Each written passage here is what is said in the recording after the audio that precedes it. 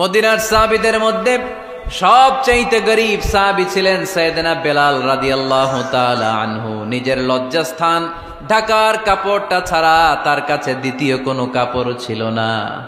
সকালে যদি খাবার পেত, দুপুরে খাবার ছিল না, দুপুরে পেলে রাতের জন্য ছিল না, আজকে খাবার থাকলে কালকে নাই। মদিনার সবচাইতে গরীব সাহাবী বেলাল রাদিয়াল্লাহু তাআলা আনহু, লজ্জাস্থান ঢাকার জন্য শুধু একটা জামা ছিল, গায়ে দেওয়ার মতো কোনো জামা নাই। এই সাহাবীর মতো গরীব কোন সাহাবী মদিনার জমিনে নাই। এই বেলাল রাদিয়াল্লাহু তাআলা আনহুকে বিশ্বনবী ডেকে বললেন, ইয়া বেলাল আনফিক ইয়া বেলাল লা তাখশা মিন যিল আরশি ইকলালা। ও বেলাল, আল্লাহর রাস্তায় দান করো, কারণ আমার আল্লাহর ধনভাণ্ডারের কমতি নাই। সাইয়েদনা বেলাল রাদিয়াল্লাহু তাআলা আনহু সবচেয়ে গরীব। শুনতেছেন? বুঝতেছেন? সবচেয়ে গরীব। ডাউন পার্টটা ঢাকার মতো একটা গার্মেন্ট ছিল, একটা কাপড়, এটা পেঁচায় আসতো, নামাজ পড়তো। গায়ে রাখার মতো কোনো জামা নাই, আর খাবার দাবার টাকা পয়সা বলতে নাই। ওই সাহাবীরে বিষ্ণু ইসা ইসলাম বললেন, আনফিক বেলাল, বেলাল তুমিও দান করো, তুমিও দাও, দানের হাতকে প্রশস্ত করে দাও। আনফিক ইবনা আদম উনফিক আলাইক, হে বানি আদম দাও, দিলে আমি তোমারে দেব। কেজির এটা হুজুরে দিয়ে দিলাম, এরপরে কেউ আমার 20 কেজি দিলে ওইটা ধরবো, ওইটা আবার আরেকজনরে দিব, এরপরে আরেকজন 30 কেজি দিলে ওইটারে ধরবো। কথা বলেন, কথা বলেন, কথা বলেন। এজন্য আল্লাহ বললেন, ইনফিকুনা ফিস সাররাই ওয়াদ দাররা। আমার মুত্তাকি বান্দার প্রথম গুণ, তারা সুখে দুঃখে সব সময় দান করে, দানের ধারাবাহিকতা সব সময় অব্যাহত রাখে। যারা সুখে দুঃখে সচ্ছল অসচ্ছল সব অবস্থায় দান করে, তাদের নাম হলো মুত্তাকি। মুত্তাকিদের প্রথম বৈশিষ্ট্য দান করে। আপনারা দান করেন তো? কিশোরগঞ্জের ভাইয়েরা সবাই করেন? করেন তো? Take it as a reminder. আজকের এই আলোচনাটা একটা রিমাইন্ডার হিসেবে নেন। যাদের দান করতে একটু সমস্যা, মনে থাকে না, অলসতা বা একটু কিপটামির মনোভাব আছে, এই কিপটামি কৃপণতা ভুলে যান, দেন। দেন না একটু, আপনারা দিবে কে? বিশ্বাস হয়? দিলে বাড়ে, দিলে না দিলে কমে, কারণ আপনি দিলে আপনারে দিবে কে? তবে গোপন অবস্থায় দেওয়াটা উত্তম। প্রকাশ্য দান করলে আল্লাহ কবুল করেন, ওইটাতেও সওয়াব আছে, কিন্তু গোপনে দান করলে বেশি খুশি হয় কে? গোপনে দান করলে আল্লাহর রাগ ক্রোধ কমে যায়। আপনার কোনো পাপের কারণে আল্লাহ যদি আপনার উপর রেগে থাকে, আপনি গোপনে কিছু দান করে দেন, ওই রাগটা মুহূর্তেই ঠান্ডা হয়ে যাবে। 7 শ্রেণীর ব্যক্তিকে আল্লাহ তাআলা আরশের নিচে ছায়া দিবে কিয়ামতের দিন, যেদিন আকাশের সূর্যটা মাথার কাছে চলে আসবে, জমিনটা তামার জমিন হয়ে যাবে, তৃষ্ণায় মানুষের জিহ্বা বের হয়ে কুকুরের মতো নাভির সামনে ঝুলতে থাকবে। সূর্যের প্রচন্ড কিরণ আর তাপে মাথার মগজগুলো গলে গলে নাকের ছিদ্র আর কানের ছিদ্র দিয়ে ভাতের মাড়ের মতো টপ টপ করে বেয়ে বেয়ে পড়বে। আল্লাহর আরশের ছায়া ছাড়া সেদিন আর কোনো ছায়া থাকবে না। বিষ্ণু বললেন, 7 শ্রেণীর ব্যক্তিকে আল্লাহ তাআলা সেদিন আরশের নিচে ছায়া দিবে। তার মধ্যে থেকে 1 শ্রেণীর ব্যক্তি, কিশোরগঞ্জের ভাইয়েরা খেয়াল করে শুনেন, তার মধ্যে 1 শ্রেণীর ব্যক্তি হচ্ছে রাজুলুন তাসাদ্দাকা বিসাদাকা ফাআখফাহা। 1 শ্রেণীর ব্যক্তি হচ্ছে ওই ব্যক্তি যে গোপনে আল্লাহর জন্য দান করে। হাত্তা লা তা'লামু শিমালুহু মা তুনফিকু ইয়ামিনু। এমন গোপনে এসে আল্লাহর রাস্তায় দান করে দেয়, তার ডান হাত কি দান করেছে বাম হাত টের পায় না। ডান হাত কি দিল, বাম হাত দেখে নাই। অন্য মানুষ জানা তো দূরের কথা, এই গোপন দান আমার আল্লাহর কাছে খুব প্রিয়। এজন্য একটু দান করার অভ্যেস করেন, অল্প করে করেন। আজকে যে এই 5 টাকা দান করে দেন মসজিদে, 2 টাকার নোট থাকলে দান করে দেন, 1 টাকার পয়সা থাকলে দান করে দেন। দান করতেই হবে, কারণ মুত্তাকি হতে চাইলে এই দানের ধারাবাহিকতা কন্টিনিউয়াসলি এটা রাখতে হয়, এটা থামানো যায় না।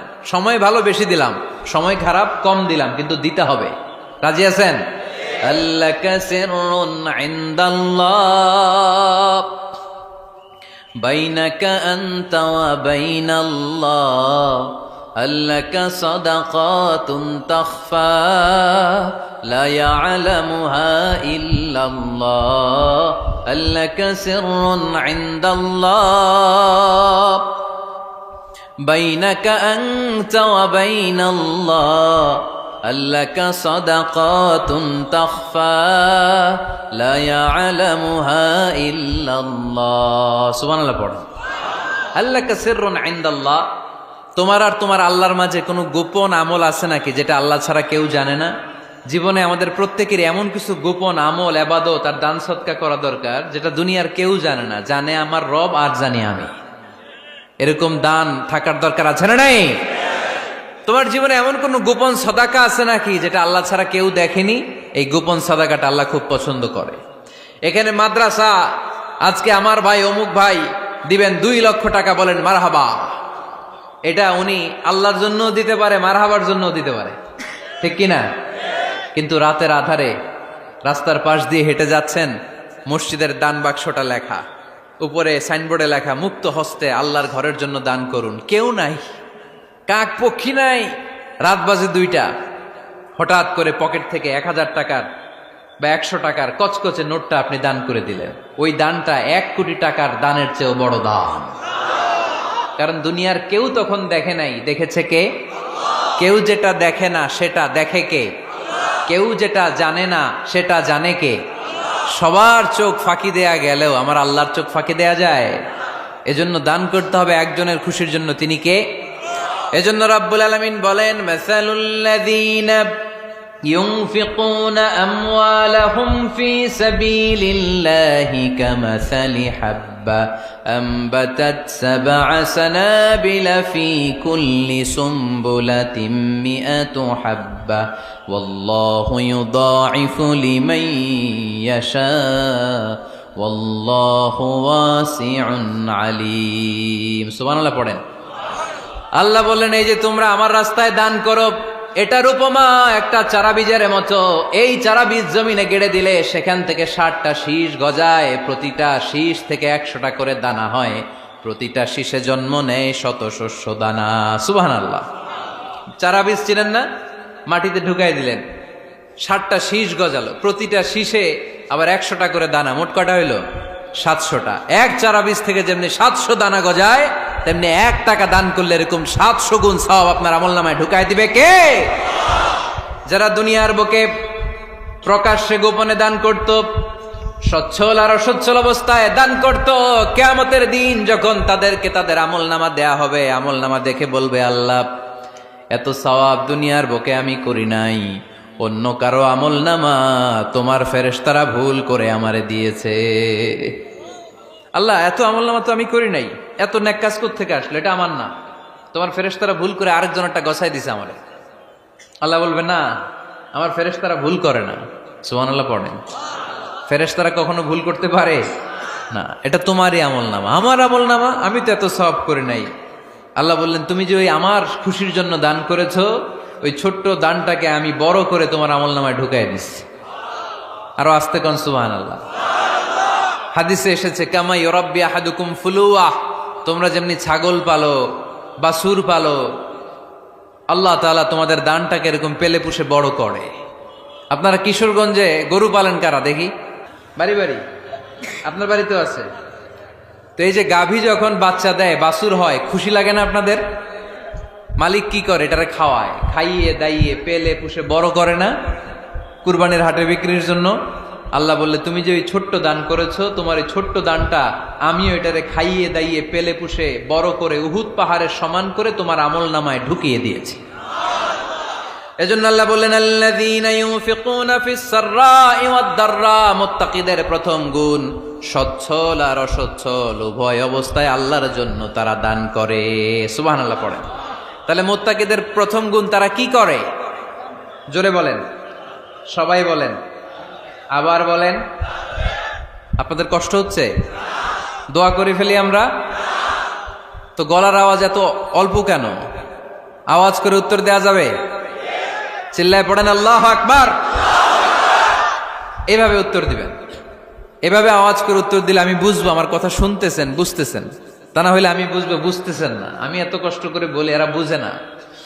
তো মুত্তাকিদের প্রথম গুণ, তারা কি করে? আরো জোরে বলেন, কি করে? মুত্তাকিদের 2 নাম্বার গুণ আল্লাহ বললেন, ওয়াল কাযিমিনাল গায়জ। মুত্তাকিরা শুধু সুখে দুঃখে, সচ্ছল অসচ্ছল অবস্থায় তারা দান করে না, মুত্তাকি বান্দার 2 নম্বরে বৈশিষ্ট্য, তারা রাগকে হজম করে, ক্রোধকে নিয়ন্ত্রণ করে। সুবহানাল্লাহ। মুত্তাকিনরা অল্পতে চটে যায় না, হট টেম্পার্ড না। আমাদের অনেকে আছে হট টেম্পার্ড, কিছু বুঝলেও চেতে, না বুঝলেও চেতে। এরকম চেত আছে নাকি আপনাদের? রাগ রে আপনারা কি বলেন আঞ্চলিক ভাষায়? রাগী বলেন। তো এই যে রাগী মানুষ আছে না, গুসা উঠছে, এই যে গুসা যে ওঠে, এটা খুবই স্বাভাবিক। গুসাটা ওঠা সবার ওঠে, এটা কি বলেন? ওঠে না? ওঠে না? আপনাদের মধ্যে থেকে গুসা বেশি ওঠে কার দেখি? আছে তো, রোগী আছে তো অনেক। আল্লাহ আপনাদের গুসাগুলোরে ঠান্ডা করে দেখ, আর ভালো গুসাগুলো যেন আপনারা ইসলামের পক্ষে করতে পারেন। আল্লাহ তৌফিক দান করো। রাগ হবে ইসলামের জন্য। আল্লাহর জমিনে আল্লাহর বিধান লঙ্ঘন হলে আমরা রেগে যাব, চিল্লায় বলেন ঠিক কিনা? এছাড়া কেউ আমাদেরকে রাগাতে পারবে না। ওয়াল কাযিমিনাল গায়জ, মুত্তাকিন বান্দারা রাগকে হজম করে। রাগ হওয়াটা খুব স্বাভাবিক, এটা ন্যাচারাল, এটা কি প্রাকৃতিক। আমাদের দেহে এক ধরনের হরমোন আছে, এটার নাম হচ্ছে অ্যাড্রেনালিন বলে এটাকে, অ্যাড্রেনালিন হরমোন। তো এই হরমোনটা যখন নিঃসরিত হয় তখন আমরা রেগে উঠি, এর আগে আমরা রাগি না। This adrenaline hormone triggers up your bodies fight response.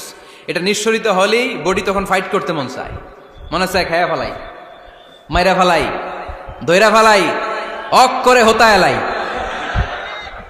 আপনারা বলেন না এগুলো? মাইরা অ্যালবাম, কাইটটা অ্যালবাম, অক করে হোতা অ্যালবাম বলেন আপনারা? এগুলো কখন বলেন? যখন রেগে যান, যখন রেগে যান। কিন্তু মুত্তাকি হতে চাইলে যখন তখন রেগে যাওয়া যাবে। ওয়াল কাযিমিনাল গায়জ, যুবক ভাইয়েরা খেয়াল করে শোনো, মুত্তাকি হতে চাইলে 2 নম্বর যে বৈশিষ্ট্যটা আমাদেরকে ধারণ করতে হবে সেটা হচ্ছে ওয়াল কাযিমিনাল গায়জ, রাগকে নিয়ন্ত্রণ করতে জানতে হবে। রাগ এটা ভয়ঙ্কর। অনেকে রাগ করতে করতে যে স্ট্রোক করে ফেলে, আছে না? হার্ট অ্যাটাক করে ফেলে। অনেকে রাগের মাথায় মারাও যায়, আছে না নাই? এটা ভয়ঙ্কর। এর আছে অনেক শারীরিক, মানসিক অনেক প্রভাব, অনেক ক্ষতিকর প্রভাব আছে এই রাগের। রাগটা অনেকটা ঝড়ের মতো। কিসের মতো? ঝড় যেমনি একদিক থেকে এসে সব ভেঙে চুরে তছনছ করে লন্ড ভন্ড করে দিয়ে আরেক দিকে সাঁ করে চলে যায়, রাগও তেমন একদিক দিয়ে আসে, সব শেষ করে দিয়ে আরেক দিকে চলে যায়, ঠিক কিনা? এর রাগের মাথায় পৃথিবীতে কত খুন খারাপি ঘটেছে, ঠিক কিনা? বাবা ছেলের মধ্যে রাগ আছে না নাই? বন্ধু বন্ধুর মধ্যে, বন্ধু কয় এটা আমারে দে, ওই বন্ধু বলে না দিব না, রেগে গেছে, কিলাকিলি ঘুষাঘুষি আছে না নাই? বাবা ছেলের মধ্যে জমি জমা নিয়ে হয় না অনেক সময়? বাবা কয় এই জমি তুই পাবি না, পোলায় কয় আমার এই দিবা তুমি। বাপে কয় না দিমু না, পোলায় কয় দিবা। বাপে কয় তোরে তেজ্য পুত্র করে দিলাম, পোলায় কয় তোমার মাথায় আমি কোপ মাইরা দিলাম। আছে না? লেগে গেল, মারাত্মক ঝগড়া। হাজবেন্ড ওয়াইফের মধ্যে এগুলো আর হয় না, তাই না? রাগারাগি হ্যাঁ বেশি হয়। কিশোরগঞ্জে এগুলো আছে। আহা, খবরদার, এগুলোকে বাড়তে দেয়া যাবে না। শয়তান খালি গুতায়। শয়তান চায় কি করে ফ্যামিলিকে ব্রেক ডাউন করা যায়। শয়তান একটা আরশের উপর বসে, অন্য শয়তানরা এসে বলে আমি ওজনে কম দেওয়াইছি, কারে কিছুই করস নাই তুই। আরেকজন এসে বলে আমি সুদ খাওয়ানোর ব্যবস্থা করে দিয়ে আসছি, কারে এটা কিছুই না। আরেকজন এসে বলে মাদ্রাসায় যাচ্ছিল আমি সরাই দিছি, কারে এটা কিছুই না। আরেক শয়তান এসে বলে আমি স্বামী স্ত্রীর মধ্যে বিচ্ছেদ ঘটাই দিছি। ইবলিশ শয়তান তখন এটারে নিয়ে নাচতে শুরু করে দেয়। এজন্য স্বামী স্ত্রীর মধ্যে ঝগড়া আছে না নাই? হাজবেন্ড বলে একটা, ওয়াইফ বলে আরেকটা, আছে না নাই?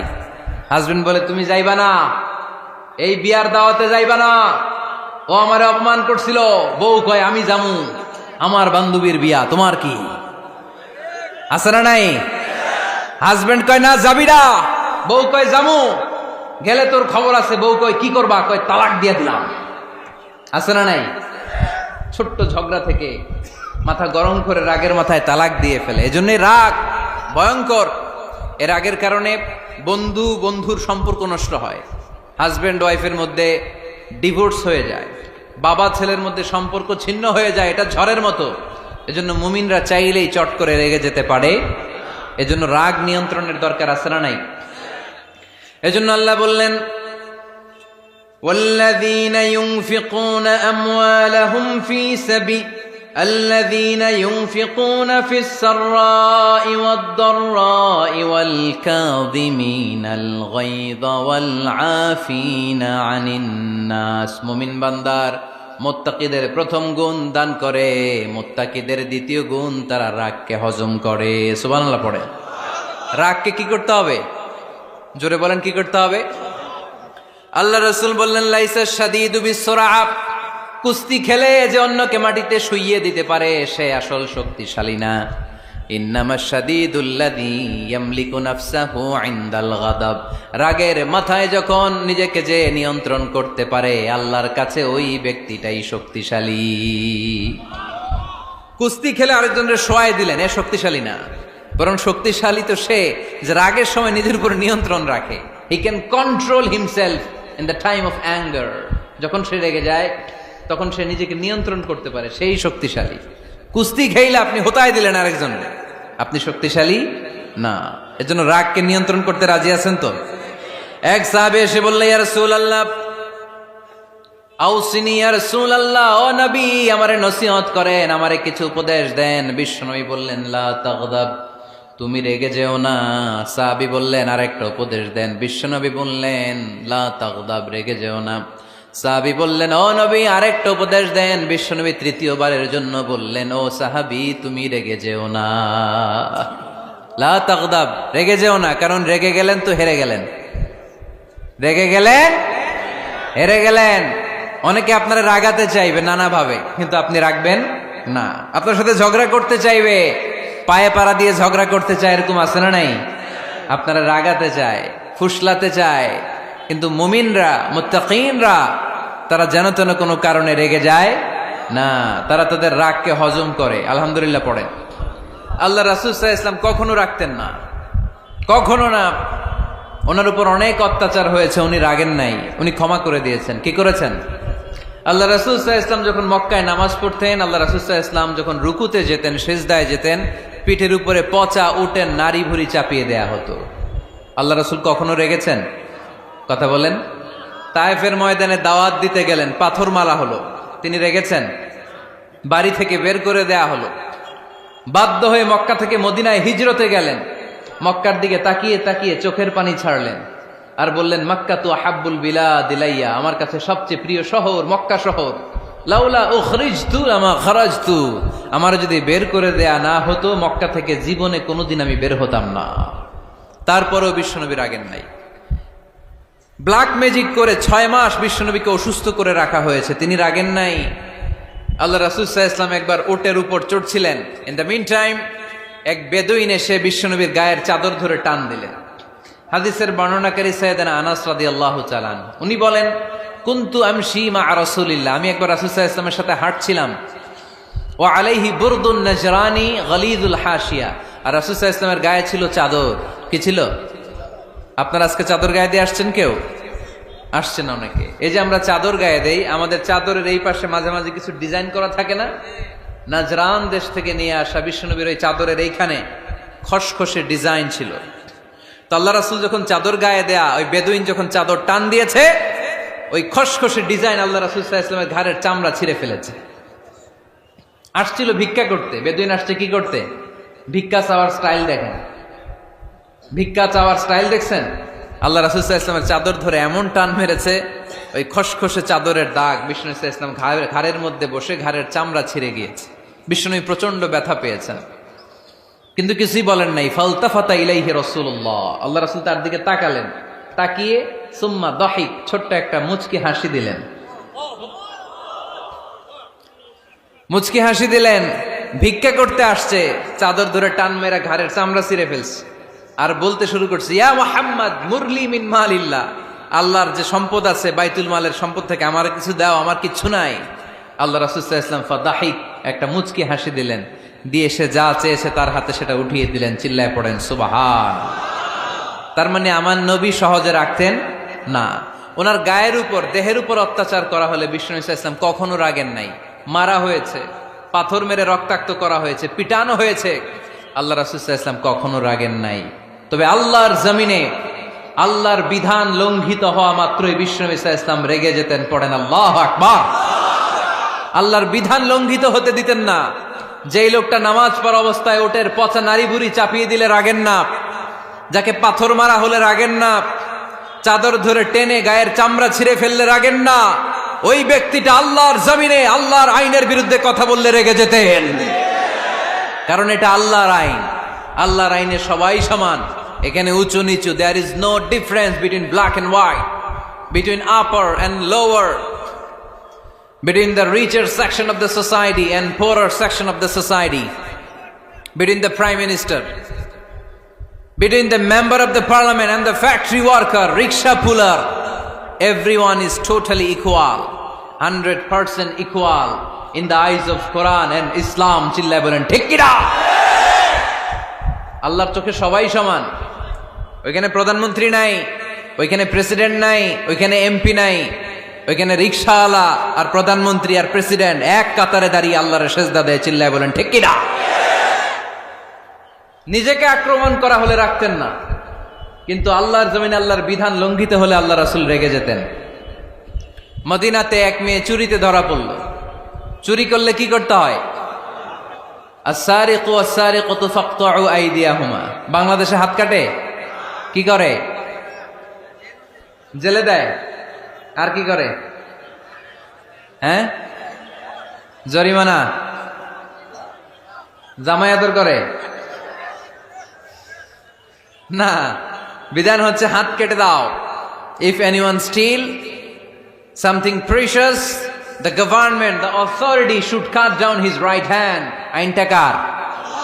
বাংলাদেশে এরকম চোর আছে না নাই? দেশের টাকা পাচার করে, আছে না নাই? হাজার হাজার টাকা কুচি কুচি করে বগুড়ার এক পানির মধ্যে, খালের মধ্যে দেখলাম। আহা, জনগণ খেতে পায় না আর মানুষ টাকা কুচি করে জঙ্গলে ফেলে দিয়ে আস। এগুলো কত বড় ডাকাত! একটা চোর, ওকে ধরে যদি হাত কেটে টেলিভিশনে প্রচার করে দেয়া হতো, 17 কোটি মানুষ যদি দেখতো, এদেশে আর চোর খুঁজে পাওয়া যেত যেত না। বনু মখজুমিয়া গোত্রের এক নারী চুরিতে ধরা পড়লো। সাহাবীরা যে বললে, ইয়া রাসূলুল্লাহ, অনেক বংশীয় মেয়ে, আপনি হাত কেটে দিয়েন না, মাফ করে দেন। কি করেন? আল্লাহ রাসূল সাল্লাল্লাহু আলাইহি ওয়াসাল্লামের চেহারাটা আগুনের গোলার মতো লাল হয়ে গেল, রেগে গেলেন। আল্লাহ রাসূল বললেন, এত বড় সাহস পেলে কোত্থেকে? এটা আল্লাহর আইন। চিল্লায় বলো, কার আইন? লাউ কানাত ফাতিমাতু বিনতি মুহাম্মদ সারাকাত লাকাতা মুহাম্মাদুন ইয়াদাহা। আরে বনু মখজুমিয়া গোত্রের মেয়ে তো দূরের কথা, আমার কলিজার টুকরা ফাতেমাও যদি চুরিতে ধরা পড়তো, আমি ফাতেমার ডান হাত কেটে দিতে 1 সেকেন্ডও দেরি করতাম না। কারণ বিধানটা কার? এত মাইট দেয়া হলো বিশ্বনবীকে, এত অত্যাচার করা হলো, তিনি রেগে যেতেন না। কিন্তু আল্লাহর জমিনে আল্লাহর বিধান লঙ্ঘিত হলে তিনি রেগে যেতেন, ঠিক কিনা? এজন্য আমাদের রাগটাও হতে হবে এমন, অপ্রয়োজনে আমরা রাখবো না। কিন্তু আল্লাহর জমিনে আল্লাহর বিধান যদি লঙ্ঘিত হয়, দুর্বলের উপর যদি সবলের অত্যাচার হয়, সমাজে যদি বিশৃঙ্খলা তৈরি হয়, তখন মুমিন রাগান্বিত হবে, বজ্র কণ্ঠে গর্জে উঠবে। চিল্লায় বলেন ঠিক কিনা? এছাড়া মুমিন রাগকে নিয়ন্ত্রণ করে। এটা মুত্তাকিদের বৈশিষ্ট্য। আল্লাযীনা ইউনফিকুনা ফিস সাররাই ওয়াদ দাররা। মুত্তাকিনদের প্রথম গুণ, তারা দান করে। 2 নাম্বার গুণ, রাগকে হজম করে। রাগকে হজম করতে রাজি আছেন সবাই? আজকে থেকে রাগটার একটু কমানো যাবে, থামানো যাবে তো? আল্লাহ তুমি কবুল করো, পড়ি আমিন। আল্লাহ রাসূল সাল্লাল্লাহু আলাইহি ওয়াসাল্লাম রাগ কমানোর কিছু পদ্ধতি আমাদেরকে শিখিয়েছেন। 2 সাহাবী ঝগড়া লাগলো, কথার পিঠে কথা, কথার নাম লতা। ঝগড়া করতে করতে এক সাহাবী রেগে মেগে আগুন। আল্লাহ রাসূল দেখতে লাগলেন আর বললেন, ইন্নী লা আ'লামু কালিমা লাউ ক্বালাহা লা যাহাবা যা আনহু। নিশ্চয়ই আমি এমন এক বাক্য জানি, এই বাক্যটা যদি এই সাহাবী পড়ে, তাহলে তার রাগ মুহূর্তের মধ্যে ঠান্ডা হয়ে যাবে। ওই সাহাবী বলল, ইয়া রাসূলুল্লাহ, বাক্যটা কি আমারে শিখিয়ে দেন, আমি চাই আমার রাগটা যেন থেমে যায়। আল্লাহর রাসূল বললেন, তুমি পড়ো আউযু বিল্লাহি মিনাশ শাইতানির রাজীম। সবাই পড়েন, আউযু বিল্লাহি মিনাশ শাইতানির রাজীম। তাহলে রাগ কমানোর দোয়ার নাম কি? সবাই বলেন, আউযু বিল্লাহি মিনাশ শাইতানির রাজীম। এটা হচ্ছে 1 নাম্বার ফর্মুলা। এটা কয় নাম্বার? মনে থাকবে? রাগ আসলে এই দোয়াটা পড়বো, মুহূর্তে রাগকে ঠান্ডা করে দিবে কে? 2 নম্বর ফর্মুলা হচ্ছে, বেশি রাগ চলে আসলে আপনি চুপ থাকবেন। Keep quiet, keep silent, cool down, relax করেন, থামেন। অশ্রাব্য ভাষায় গালিগালাজ করবেন না। অনেকে রেগে গেলে গড় গড় করে কি যেন বলে, গালিগালাজ করে, 14 গোষ্ঠী উদ্ধার করে স্যার, আছে না নাই? না, এই গালিগালাজ যখন কন্টিনিউ করবেন আরো বাড়তে থাকবে আপনার রাগ। আপনি একটু থামেন, stop, relax and keep quite.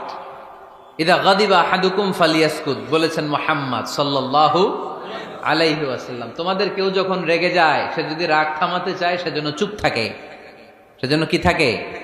তাহলে বেশি রাগ আসলে কি গালিগালাজ করবেন, চিল্লাফাল্লা করবেন, 14 গোষ্ঠী নিয়ে গালি দিবেন? কি করবেন?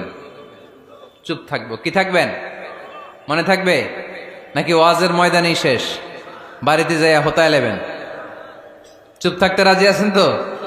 প্রথমে রাগ আসলে আউযুবিল্লাহ পড়বো, 2 নম্বরে চুপ থাকবো, 3 নম্বরে বিষ্ণু ঈসা ইসলাম বললেন তোমার কার্যক্রম কমিয়ে দাও, লোয়ার ইউর অ্যাকশন, অ্যাকশন কমাও, ডাইরেক্ট অ্যাকশনে যাও না।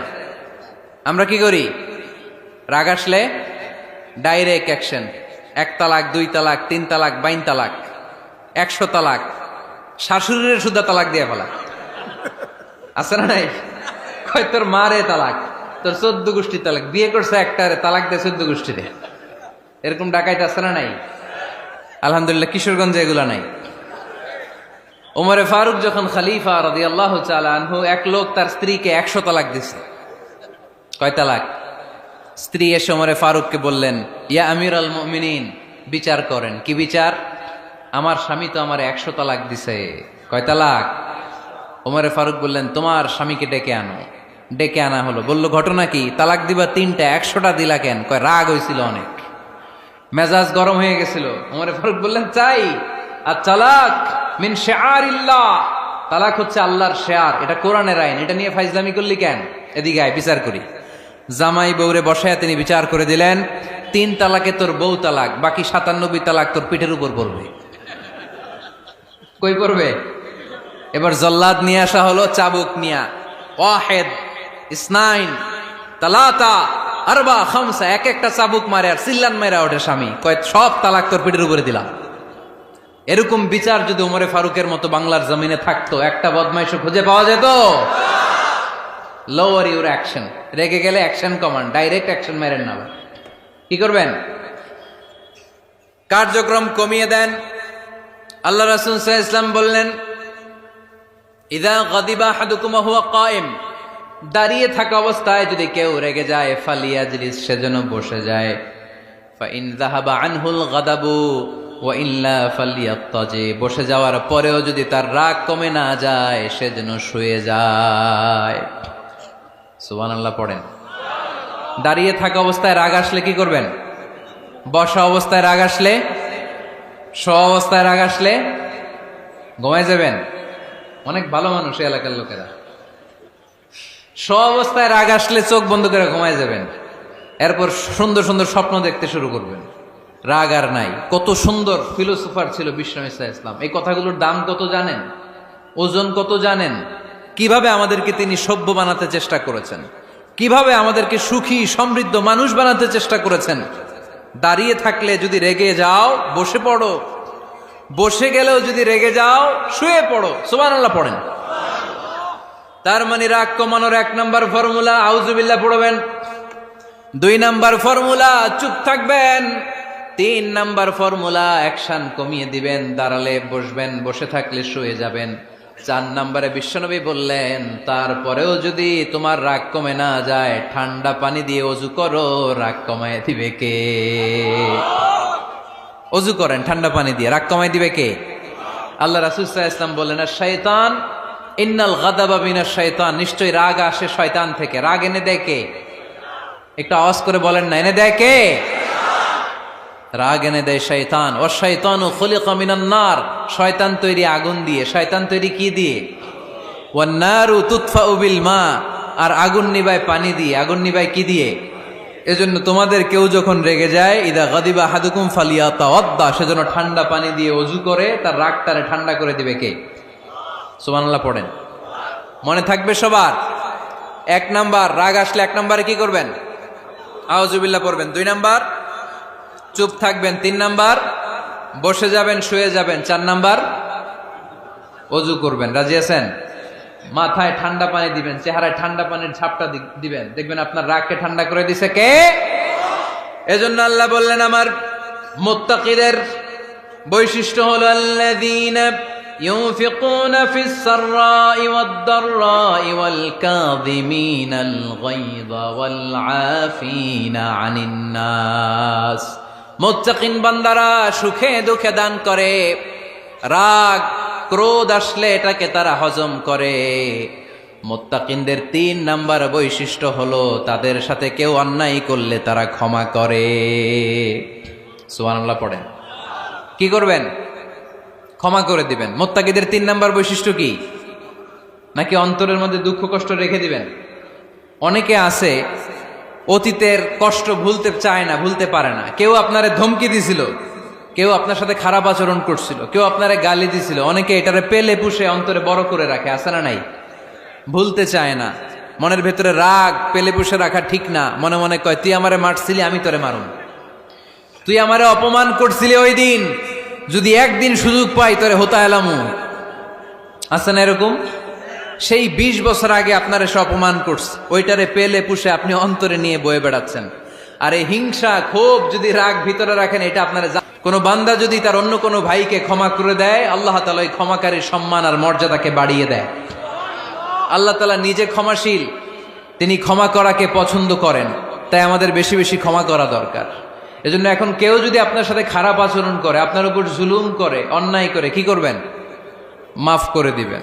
মাফ করতে রাজি আছেন তো? আচ্ছা, সবাই বুঝে শুনে উত্তর দেন। আল্লাহ পাক আমাদের সব গুনাহগুলো ক্ষমা করে দেখ, আমরা চাই কি চাই না? আল্লাহ আমাদেরকে মাফ করুক, আমরা চাই কি চাই না? দেখেন, আমরা কিন্তু ঠিকই আল্লাহর কাছে ক্ষমা চাই, কিন্তু আমরা নিজেরা নিজেদেরকে ক্ষমা করতে পারি না। নিজেরা নিজেদেরকে ক্ষমা করি না। সে আমার সাথে খারাপ আচরণ করছে, আমি ক্ষমা করতে পারি না। ও আমারে গালি দিছিল, আমি ক্ষমা করি না, কিন্তু আমি কিন্তু ঠিকই আল্লাহর কাছে ক্ষমা চাই। মনে রাখবেন কিশোরগঞ্জের ভাইয়েরা, আল্লাহর কাছ থেকে ক্ষমা পেতে হলে আগে ক্ষমা করতে হবে। ঠিক কিনা বলেন? আল্লাহর কাছ থেকে ক্ষমা পেতে হলে আগে কি করতে হবে? ক্ষমা করে দিতে হবে। ইন্নাল্লাহা আল্লাহুম্মা ইন্নাকা আফুন তুহিব্বুল আফওয়া ফাআফু আন্নি। হে আল্লাহ, আপনি ক্ষমাশীল, আপনি ক্ষমা করাকে পছন্দ করেন। আল্লাহ, আপনি আমাকে ক্ষমা করে দেন। কদরের রাত্রে আমরা এই দোয়া করি না যে আল্লাহ আপনি ক্ষমাশীল, আল্লাহ আপনি ক্ষমা করাকে পছন্দ করেন, আল্লাহ আপনি আমাকে ক্ষমা করে দেন। আল্লাহর কাছে আমরা ক্ষমা চাই, কিন্তু আমরা নিজেরা নিজেদেরকে ক্ষমা করতে পারি না। আপনি যদি মুত্তাকি হতে চান, আগে মানুষকে ক্ষমা করতে হবে। রাজি আছেন তো? আল্লাহ রাসূল সাল্লাল্লাহু আলাইহি ওয়াসাল্লাম যে কোনো পরিস্থিতিতে, যে কোনো অত্যাচারের বিপরীতে তিনি ক্ষমা করে দিতেন। সুবহানাল্লাহ পড়েন। আপনারা ওঠা বসা করতেছেন কেন? দোয়া করে দেই না? এখনই দোয়া হয়ে যাবে, বসেন। এখনই দোয়া করে দিচ্ছি। কষ্ট হচ্ছে আপনাদের? আমি জানি অনেক গাদাগাদি, না বললে তো হবে না। এখানে অনেক কষ্ট হচ্ছে আপনাদের। মুত্তাকিদের 5টা বৈশিষ্ট্যের কথা বলেছিলাম। কয়টা? 1 নম্বরে দান করে, 2 নম্বরে রাগকে কমায়, 3 নম্বরে কি করে দেয়? ক্ষমা করে দেয়, মাফ করে দেয়। এজন্য মাফ করার বৈশিষ্ট্য অর্জন করতে হবে। প্রিয় ভাইরা, আমরা অনেকেই অন্যের ব্যাপারে অনেক তিক্ত অভিজ্ঞতা, আমারে গালি দিছিল, আমারে ঠকাইছিল, এগুলো ভুলতে পারি না। আছে না নাই? এগুলো ভুলে যান। ভুললে দেখবেন সব ঠান্ডা, হৃদয়টা ঠান্ডা। এবং এটা গবেষণায় প্রমাণিত হয়েছে, যারা অন্যকে ক্ষমা করে দেয় এদের রাতের ঘুম ভালো হয়। যারা অন্যকে ক্ষমা করে দেয় এরা স্বস্তিতে থাকে, এদের কোনো মেন্টাল স্ট্রেস থাকে না, এদের হার্ট অ্যাটাক হয় না, এরা স্ট্রোক করে না। আলহামদুলিল্লাহ পড়েন। আল্লাহ রাসূল সাল্লাল্লাহু আলাইহি সাল্লাম একটা ভরা মজলিসে বললেন, এখন এক সাহাবী এসে এখানে বসবে, এই সাহাবীটা জান্নাতি। সব সাহাবারা অবাক, না জানি তিনি কার কথা বললেন। সবাই দেখতে পেলেন, ইন দ্য মিন টাইম এক আনসারী সাহাবী এসে এই জায়গাটাতে বসলো। তার কয়েকদিন পরে আরেকটা ভরা মজলিসে আল্লাহ রাসূল বললেন, এখন এই মাত্র এক সাহাবী এসে এখানে বসবে, এই সাহাবীটা জান্নাতি। ঠিক ওই দিনও ওই আনসারী সাহাবীটা এসে ওইখানে বসেছে। আবার কয়েকদিন পরে আল্লাহ রাসূল সাল্লাল্লাহু আলাইহি ওয়াসাল্লাম বললেন, এই মুহূর্তে এই মজলিসে এমন এক সাহাবী ঢুকবে, এই সাহাবীটা জান্নাতি। সবাই খেয়াল করে দেখলো ওই যে আনসারী সাহাবীর কথা রাসূল সাল্লাল্লাহু আলাইহি ওয়াসাল্লাম আগে বলেছিলেন, ওই সাহাবী এসে ইন দা মিন টাইম ওই জায়গায় বসেছে। চিল্লায় পড়েন সুবহানাল্লাহ। সব সাহাবীরা অবাক হয়ে গেলেন। ঘটনা কি? কি এমন গোপন আমল করে এই সাহাবী, যে গোপন আমলের কারণে তিনটা ভরা মজলিসে বিশ্বনবী এই সাহাবীকে বললেন জান্নাতি। সাইয়েদনা আব্দুল্লাহ ইবনে আমর ইবনুল আস গোপন তথ্য বের করার জন্য ওই সাহাবীর বাড়িতে চলে যেয়ে সাহাবীকে সালাম দিয়ে বললেন, ও আনসারী সাহাবী, আমার বাবার সাথে আমার ঝগড়া হয়েছে, আমি 3 দিনের জন্য তোমার বাড়িতে মেহমান হতে চাই। কয়দিনের জন্য? 3 দিন। ওই আনসারী সাহাবী বলল, আহলান ওয়া সাহলান, খুশআমদেদ, আপনি আমার মেহমান হবেন, এটা তো আমার সৌভাগ্য, আসেন থাকেন, এই ঘরে আমি থাকি, এই ঘরটা ফাঁকা, আপনি এখানে থাকেন। এবার আব্দুল্লাহ ইবনে আমর ইবনুল আস খেয়াল করলেন কোন গোপন আমল করে কিনা, কোন নেক আমল আছে কিনা এই সাহাবীর, যে কারণে 3বার বিশ্বনবী এই সাহাবীরে জান্নাতি বলেছে। 3 দিন টানা 3 দিন লক্ষ্য করার পরে সাইয়েদনা আব্দুল্লাহ ইবনে আমর ইবনুল আস এই সাহাবীর মধ্যে তেমন বিশেষ কোনো নেক আমল, গোপন আমল আর দেখতে পায় নাই। 3 দিন যখন শেষ, যাওয়ার পথে বলে, ভাই আসলে আমার আব্বার সাথে আমার তেমন কোনো ঝগড়া টগড়া হয় নাই, ঝগড়া টগড়া কিছু না, আমি বিশেষ একটা কারণে এসেছি। বিশ্বনবী তোমাকে জান্নাতি বলে ঘোষণা করেছে, আমি দেখার জন্য এসেছি যে তুমি কি আমল করো, কিন্তু আমি তো বিশেষ কোনো আমল দেখলাম না। নামাজের সময় নামাজ পড়ো, তাহাজ্জুদের সময় তাহাজ্জুদ পড়ো, কোরআন তেলাওয়াতের সময় কোরআন তেলাওয়াত করো, আমি যা ইবাদত করি তাই তো করো, বরং আমার চেয়ে আরো কম করো। কি এমন তোমার আমল যে আমলের কারণে বিশ্বনবী তোমারে জান্নাতি বলেছে? সাহাবীটাকে বলে, আব্দুল্লাহ, আমার জীবনে বিশেষ কোনো আমল নাই, এমন কোনো আমল আমি আমার জীবনে করি নাই যে আমলের কারণে বিশ্বনবী আমারে জান্নাতি বলে ঘোষণা দিতে পারে। তবে হ্যাঁ, এমন একটি আমল আছে, প্রতি রাতে ওই আমলটা করে আমি বিছানায় ঘুমাতে যাই। প্রতি রাতে এশার নামাজের পরে আমি যখন আমার বিছানায় ঘুমাতে যাই, আমি আমার অন্তরে কারো ব্যাপারে কোনো ঘৃণা, কোনো ক্ষোভ আমার অন্তরে পুষে রাখি না। সুবহানাল্লাহ পড়ে।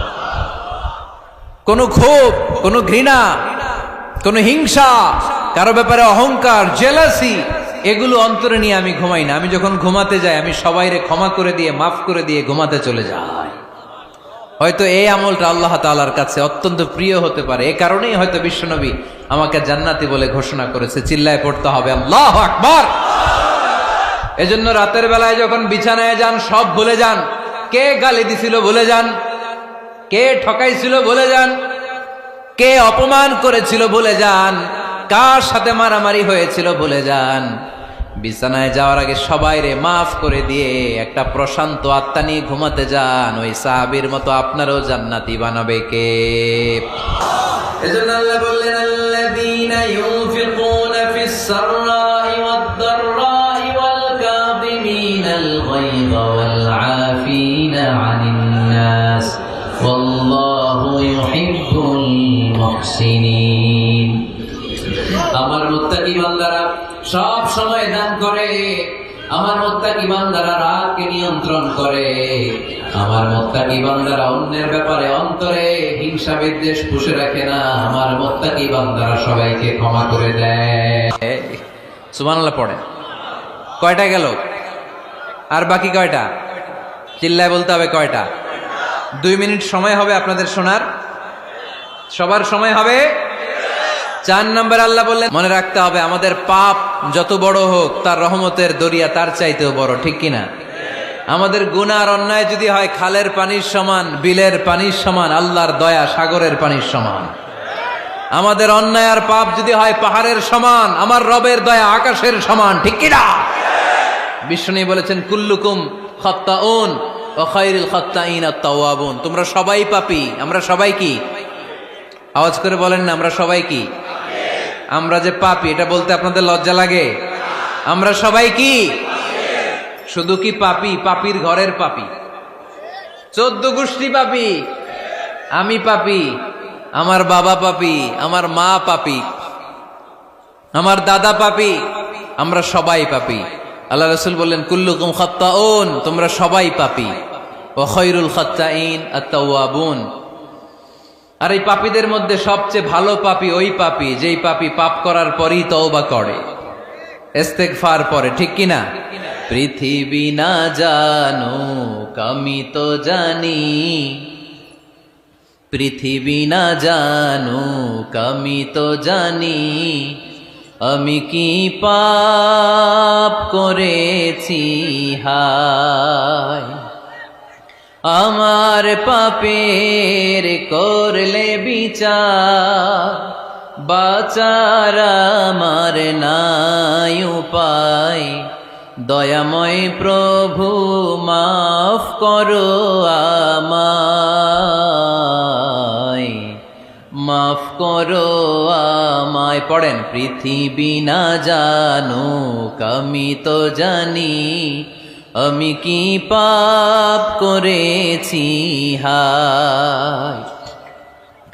আমার পাপের করলে বিচার, বাঁচার আমার নাই উপায়।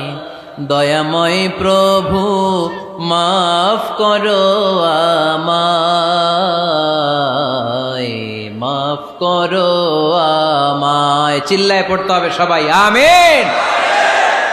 এজন্য আল্লাহ বললেন, আমার মুত্তাকি বান্দারা যদি ভুল করে, আমার মুত্তাকি বান্দারা যদি অন্যায় করে, সাথে সাথে ক্ষমা চায় কার কাছে? ক্ষমার দরজা আমাদের জন্য খোলা আছে না নাই?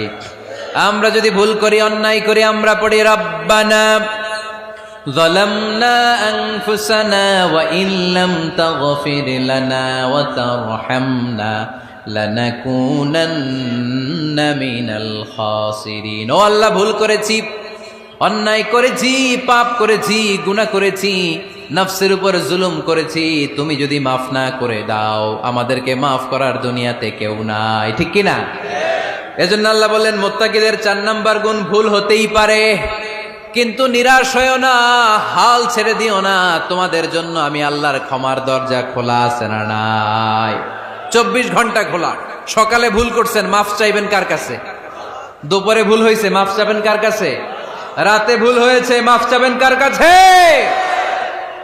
কারণ মুমিন বান্দারা জানে, ওয়ামাইয়াগফিরুয যুনুবা ইল্লাল্লাহ। মুত্তাকিনরা জানে, আল্লাহ ছাড়া গুনাহ ক্ষমা করার কেউ নাই। তাই গুনাহ হলে, পাপ হলে আমরা ক্ষমা চাই কার কাছে? যদি পাপ হয়ে যায়, অন্যায় হয়ে যায়, ওযু করে জায়নামাজটা বিছিয়ে চোখের পানি ছেড়ে দেন। চোখের পানি চোখ বেয়ে নাকের ডগাবে জমিনে পড়ার আগে ওই অনুতপ্ত বান্দার জীবনের সব গুনাহ মাফ করে দেয় কে? চোখের পানি ছেড়ে আল্লাহরে বলেন, আল্লাহ وَمَن يَغْفِرُ الذُّنُوبَ إِلَّا اللَّهُ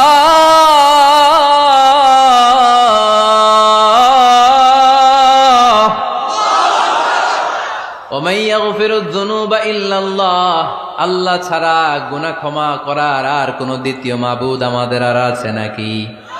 চোখের পানি ছেড়ে দিয়ে আল্লাহর ডেকে বলেন, আল্লাহ আমি ছাড়া তোমার গোলামের অভাব নাই। অভাব আছে? আমি ছাড়া তোমার বান্দার অভাব নাই, আমি ছাড়া তোমার গোলামের অভাব নাই, কিন্তু তুমি ছাড়া আমার কোনো রব নাই, ঠিক কি না? আমার গুনাহ ক্ষমা করার মতো দ্বিতীয় কোনো মালিক নাই, দ্বিতীয় কোনো রব নাই, দ্বিতীয় কোনো প্রভু নাই। তুমি যদি ফিরিয়ে দাও, কোথাও যাওয়ার জায়গা নাই, ঠিক কি না? এভাবে চোখের পানি ছেড়ে ক্ষমা চাইলে মাফ করে কে? আল্লাহ বলে, মুত্তাকিদের ভুল হতেই পারে, মানুষ মাত্রই ভুল হয়, কিন্তু ভুল হওয়া মাত্রই তারা আমার কাছে ফিরে আসে, তারা আমার কাছে ক্ষমা চায়। ওয়ালাম ইউসিররু আলা মা ফাআলু ওয়া হুম ইয়ালামুন। 5 নাম্বার বৈশিষ্ট্য হলো, জেনে বুঝে ক্ষমা চাওয়ার পরে ওই পাপ কাজ দ্বিতীয়বার আমার বান্দারা করে না, ঠিক কি না? ওয়ালাম ইউসিররু আলা মা ফাআলু ওয়া হুম ইয়ালামুন। 5 নাম্বার বৈশিষ্ট্য, মুত্তাকিদের সর্বশেষ বৈশিষ্ট্য হচ্ছে জেনে বুঝে তারা পাপ কাজ রিপিট করে না। কারণ আপনি যখন তওবা করবেন, আপনি যখন ক্ষমা চাইবেন, আপনি আল্লাহর কাছে ওয়াদা করবেন, আল্লাহ ভুল হয়েছে, অন্যায় হয়েছে, চোখের পানি ছেড়ে আল্লাহ তোমার কাছে ক্ষমা চাই, তুমি ছাড়া ক্ষমা করার কেউ নাই। আল্লাহ তুমি আমারে মাফ করে দাও, পারো তো পক্ষে এই পাপ কাজ, এই ভুল কাজ আমি আর করব না। ওয়ালাম ইউসিররু আলা মা ফাআলু ওয়া হুম ইয়ালামুন। তাফসীর ইবনে কাসীর এসেছে, ওয়ালাম ইউসিররু মানে ওয়ালাম ইস্তামিররু আলা মা ফাআলু ওয়া হুম ইয়ালামুন। জেনে বুঝে ওই পাপ কাজ কন্টিনিউ করে না। আপনি সকালে ভুল করছেন, আল্লাহর কাছে মাফ চাইলেন, বিকেলে ওইটা আবার করা যাবে? সকালে খাদ্যে ভেজাল দিছেন, বিকেলে মাফ চান, এরপরের দিন আবার ভেজাল দেন, আবার মাফ চান, তারপরের দিন বাজারে আবার ভেজাল দেন, তারপরে মাফ চান। এরকম করলে মুত্তাকি হওয়া যাবে নাকি? না। একবার যখন আমি আমার ভুল বুঝতে পেরেছি, আমি চোখের পানি ছেড়ে আল্লাহর কাছে ক্ষমা চাবো। আর জীবনে ওই পাপ কাজ আমার দ্বারা হবে না। চিল্লায় বলেন ঠিক কিনা? এই 5টা গুণ যার মধ্যে থাকবে তাদেরকে বলে মুত্তাকি। তাদেরকে কি বলে? তাদের জন্য ক্ষমা আর জান্নাত প্রস্তুত করে রেখেছে কে? এই ক্ষমা আর জান্নাত হচ্ছে ডান দিক, আর বাম দিকে আছে জাহান্নাম। এখন আমাদের সিদ্ধান্ত নিতে হবে, আমরা ডানে যাব না বায়ে যাব। কিশোরগঞ্জের ভাইয়েরা আওয়াজ করে বলেন, আমরা কি ডানে যাব না বায়ে? আমরা সবাই মুত্তাকি হতে চাই কি চাই না? মুত্তাকিদের কয় গুণ? আরো জোরে বলেন। 1 নাম্বার, আওয়াজ করে বলেন। মাশাআল্লাহ, সচ্ছল অসচ্ছল অবস্থায় দান করে। 2 নাম্বার, রাগকে নিয়ন্ত্রণ করে। 3 নাম্বার, মানুষকে ক্ষমা করে। 4 নাম্বার, ভুল হলে তওবা করে কার কাছে? 5 নাম্বার, পারতপক্ষে ওই ভুল সে আর রিপিট করে।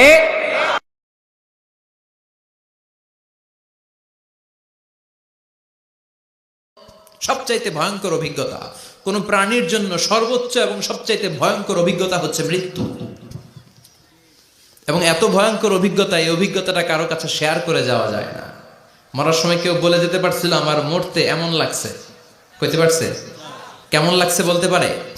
বলা যায় না। তার আগেই চলে যেতে হয় শৈশব, কৈশোর, যৌবন, বার্ধক্য, প্রৌঢ়ত্ব, হ্যাঁ, বয়সের ছাপ, কালো চুল দাড়ি সাদা হয়ে যাওয়া, দাড়ি চুলের শুভ্রতা, দুর্বলতা। This is the circle of life. ছোট্ট ছিলাম, বড় হলাম, সিঙ্গেল ছিলাম, ডবল হলাম, তারপরে বাবা হলাম, তারপরে শ্বশুর হলাম, তারপরে নানা হলাম, তারপরে চলে যেতে হবে। This is the circle of life. বিশ্বনবী বললেন, আমার উম্মতি মা বাইনা 60 ইলা 70। আমার উম্মতের গড় বয়স হলো 60 থেকে 70। এই উম্মতের গড় বয়স কত?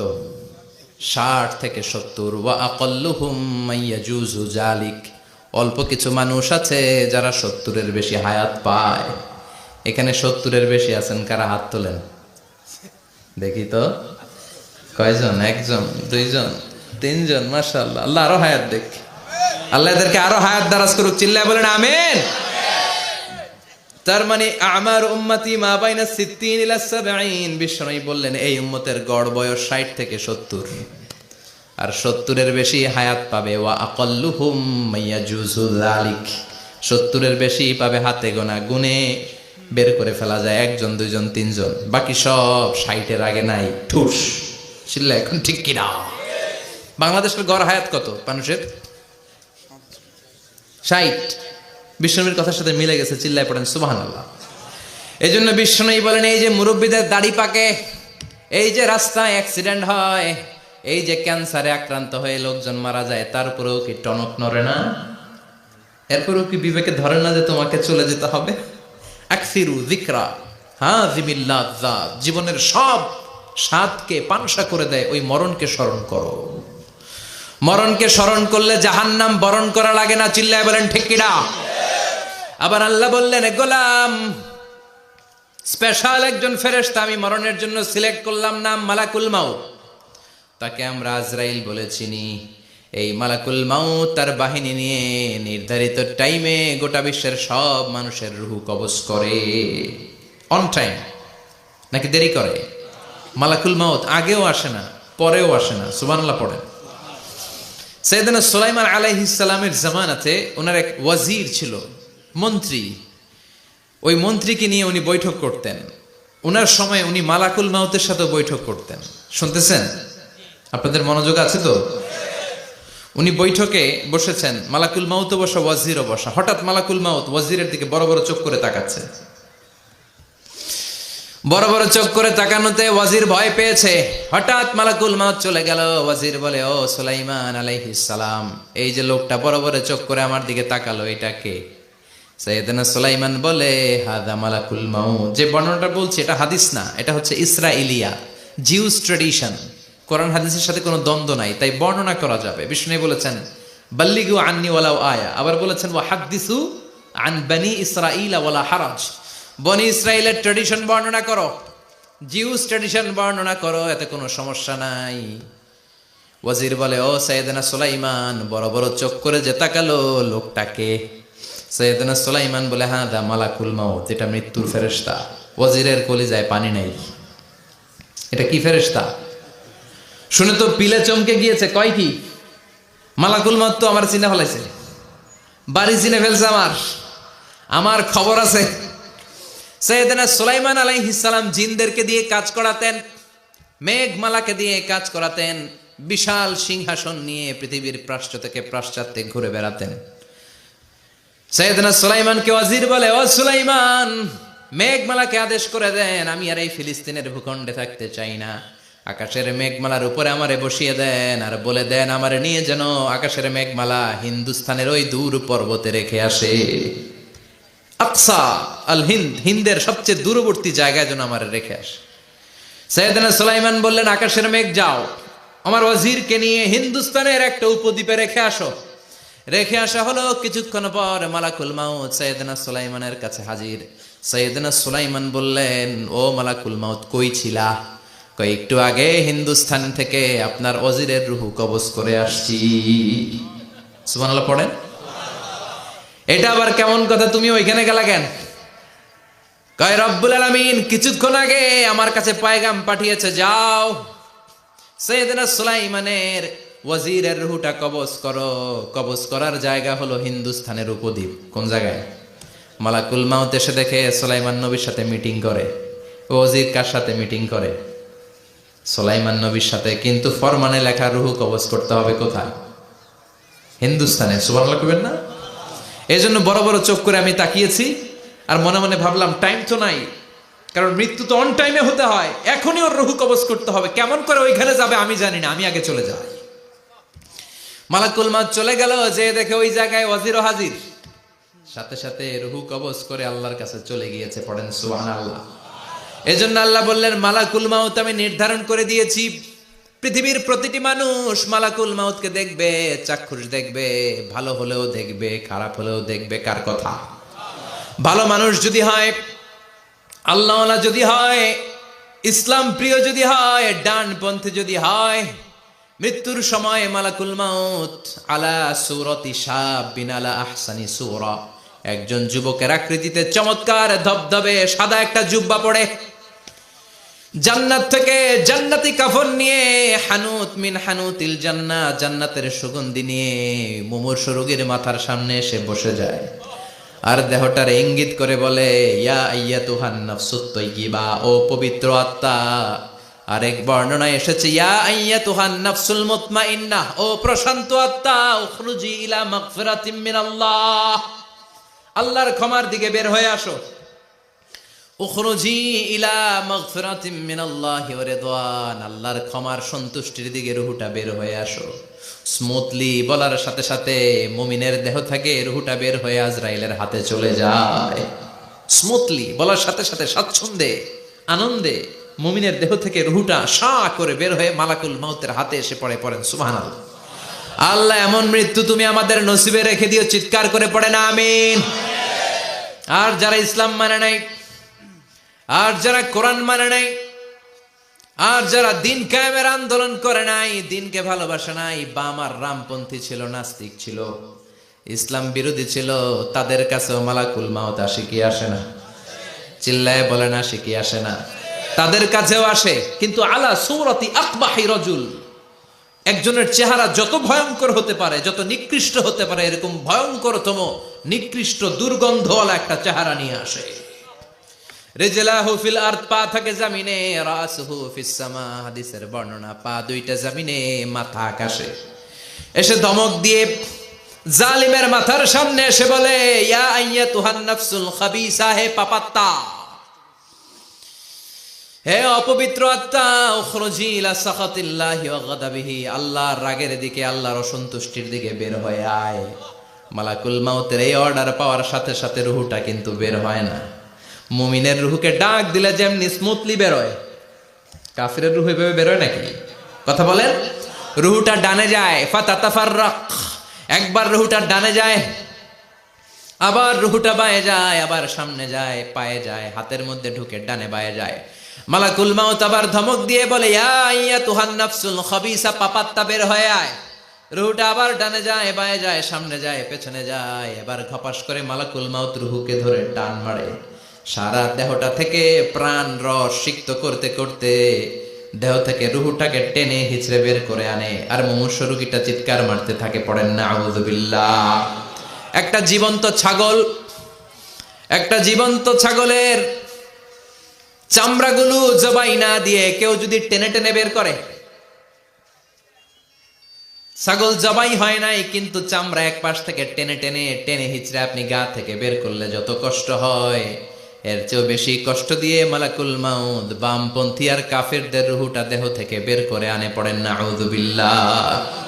আমাদের রুহুটা যেন আল্লাহ, মুমিনদের রুহু আপনি যেভাবে কবজ করান ওইভাবে যেন আমাদের রুহুটা বের হয়ে আসে। আর জোরে পড়েন আমিন। এজন্য আল্লাহ বললেন, বাল তুসিরুনাল হায়াতাদ দুনিয়া ওয়াল আখিরাতু খায়রুন ওয়া আবকা। পাগলের মতো মোহাচ্ছন্ন হয়ে এই দুনিয়াটার পেছনে ছুটে বেড়াও। এই দুনিয়া আসল নয়, আখিরাত হলো আসল। চিল্লায় বলেন ঠিক কিনা? অস্থির, আমরা ব্যস্ত দুনিয়ার লোভে আর মোহে পড়ে আমাদেরকে যে মরতে হবে, চলে যে যেতে হবে, এটা ভাবার সময় আমাদের নাই। চিল্লাই কোন ঠিক কিনা? এজন্য বলা হয় মুতু ক্বাবলান তামুতু, মরার আগে একবার মরো। হাসিবু ক্বাবলান তুহাসাবু আলাইক, তোমার হিসাব কিয়ামতের দিন করার আগে তুমি তোমার হিসাব করো। জীবনে কি কি পাপ করেছি আমি জানি, আমার চেয়ে ভালো কেউ জানে না। চিল্লায় বলেন ঠিক কিনা? কি কি অন্যায় করেছি আমার হৃদয়ের মধ্যে কথাগুলো আছে না নাই? পৃথিবীর কেউ না জানলেও আমি জানি কি জানি না।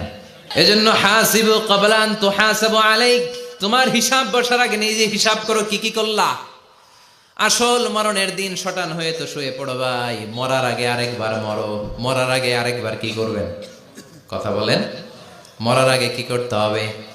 হঠাৎ একদিন বিছানায় শটান হয়ে শুয়ে যান, চক্ষুটা বন্ধ করেন, ভাবেন মরে গিয়েছেন। এই তো মালাকুল মাউত চলে এসে রুহুটা নিয়ে গেল। আত্মীয় স্বজন চিৎকার চেঁচামেচি শুরু করে দিল, কান্নার রোল পড়ে গেল চারদিকে। মাইকের মধ্য দিয়ে, মসজিদের মাইকে অ্যানাউন্স হয়, অমুক এলাকার নিবাসী অমুক ভাই আমাদের মধ্যে দুনিয়ায় নাই, তার জানাজা হবে এশার নামাজের পর। সবাই এসে রুহের মাগফিরাত করেন। সবাই আপনারে দেখতে আসবে, কেঁদে কেঁদে লোকজন আপনারে কবর দিতে আসবে। চিল্লায় বলেন ঠিক কিনা? কেঁদে কেঁদে সবাই আসবে, দেখার জন্য আসবে। ছেলেগুলো কাঁদবে, স্ত্রী কাঁদবে, বাবা মা কাঁদবে, বন্ধু বান্ধব কাঁদবে। আর ঘরের মধ্যে রাখা হবে না। এবার আপনাকে গোসল দেওয়ার পালা। চক্ষু বন্ধ করে চিন্তার দরকার আছে না নাই? একটু চোখটা বন্ধ করে ভাবেন, আপনাকে গোসল দেয়া হবে, জামাগুলো খোলা হবে। এত টাকা দিয়ে যে দামি গোসলখানা টাইলস লাগিয়ে ঘরে বানালেন, আপনার শেষ গোসলটা কি ওই দামি গোসলখানায় হবে? লাশ যেখানে ধোয়া হয় ওই জায়গায় ধোয়া হবে। আপনাকে কাফন পরানো হবে। আপনার কলিজার টুকরা ছোট বাচ্চাটারে বলা হবে, আব্বু দেখে যাও, তোমার বাবারে শেষবারের মতো দেখো। আপনার বাবা মা শেষবারের মতো একটা নজর দিয়ে আপনার চেহারাটা দেখে নিবে। বন্ধু বান্ধবরা শেষবারের মতো একবার আপনারে দেখে নিবে। জানাজার জায়গায় নেওয়া হবে। হবে না এই ঘটনাটা আমাদের? হ্যাঁ, হবে কি না? হাজার হাজার মানুষ শেষ বিদায় দেওয়ার জন্য আসবে। চারটা তাকবীর দিয়ে ইমাম নামাজ শুরু করবে। আল্লাহু আকবার, আল্লাহু আকবার, আল্লাহু আকবার, আল্লাহু আকবার বলে নামাজ শুরু করবে। নামাজ শেষ। এবার পালকিতে করে কবরে যাওয়ার পালা।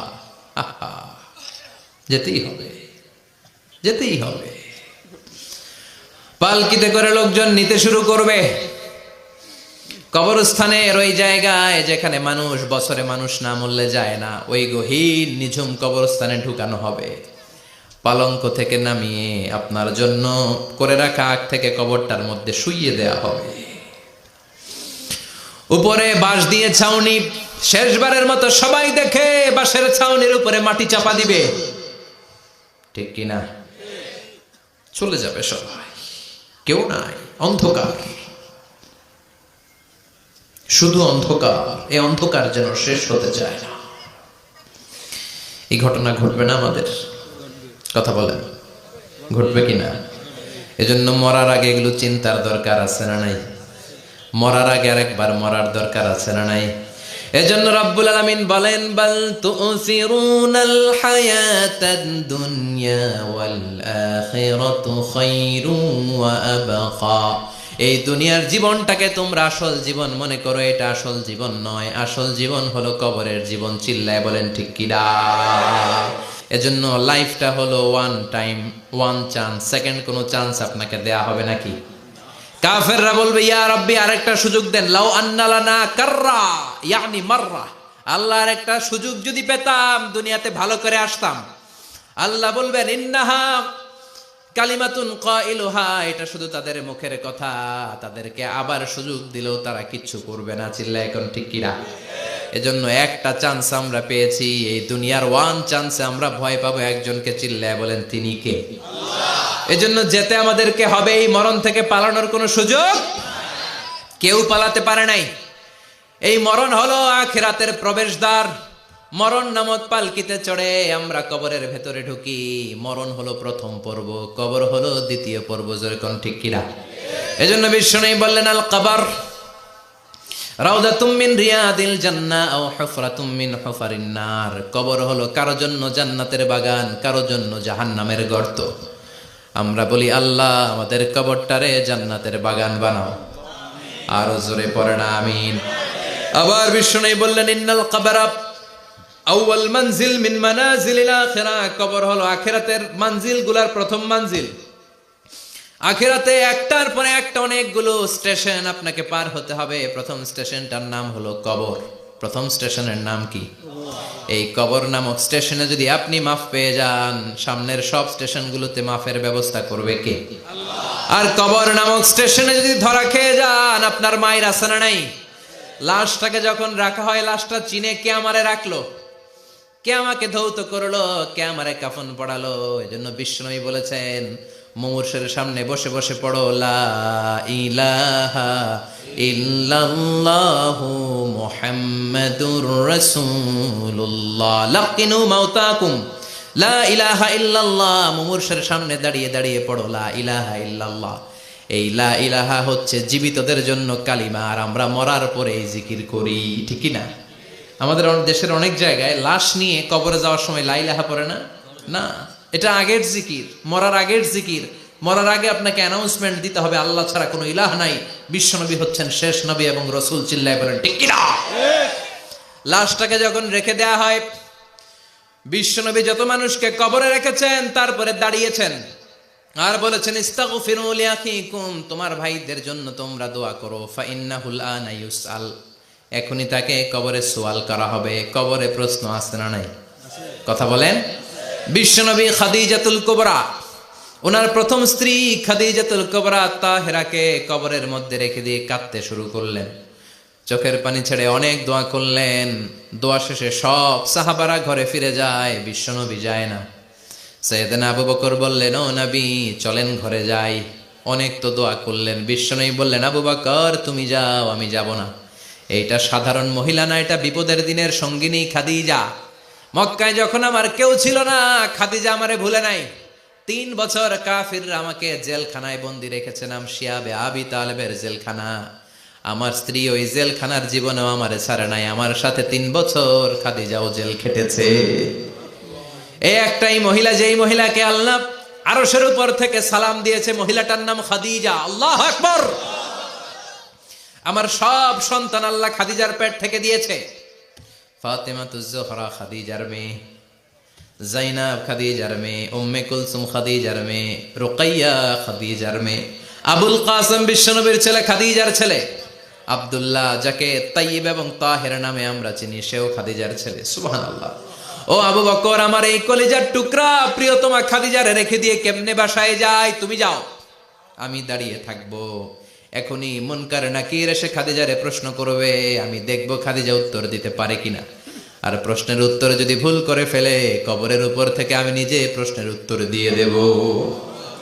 সাইয়েদনা জিবরাইল বললেন, নবী আপনার আর দাঁড়িয়ে থাকার দরকার নাই, আবু বকরের সাথে ঘরে চলে যান। আল্লাহ জানিয়ে দিয়েছে খাদিজার কবরের প্রশ্নে যদি কোনো সমস্যা হয়, আরশের উপর থেকে খাদিজার প্রশ্নের জবাব আল্লাহ নিজে দিয়ে দিবে।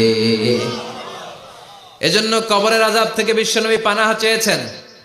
বিশ্বনবী বলেছেন, আল্লাহুম্মা ইন্না নাউযু বিকা মিন আযাবিল কবর। ও আল্লাহ, কবরের আযাব থেকে তুমি আমাদেরকে বাঁচাও। পড়েন আমিন। কবরে মুমিনদেরকে 4টা প্রশ্ন করা হবে, কাফিরদেরকে 3টা প্রশ্ন। চিৎকার করে বলেন, মুমিনের প্রশ্ন কয়টা? আর জোরে বলেন। প্রথম প্রশ্ন, মার রব্বুক, তোর রবের নাম কি? আমরা কি বলবো? আল্লাহ আমারে রব, এই রবি আমার সব, দমে দমে তনু মনে তারি অনুভব। আল্লাহ আমারে রব, এই রবি আমার সব। পড়েন আমিন। দ্বিতীয় প্রশ্ন, আমার দিন, উত্তর দিনের নাম কি? ধর্মের নাম কি? তৃতীয় প্রশ্ন, আমান হাদার রাজুল, এই লোকটাকে কে? আমরা বলবো মুহাম্মদ সাল্লাল্লাহু। 3টা প্রশ্নের উত্তর যখন আপনি কবরে করে দিতে পারবেন, অতিরিক্ত একটা প্রশ্ন, ওয়ামা ইলমুক, এই যে 3টা প্রশ্নের উত্তর পাল্লা, কেমন করে উত্তর জানলা? কোত্থেকে শিখেছো? নকল করে আনছো কাফনের কাপড়ে? পরীক্ষার হলে নকল আছে না নাই? হাতে নকল আছে না? পায়ে নকল, মুজার ভিতরে নকল আছে না নাই?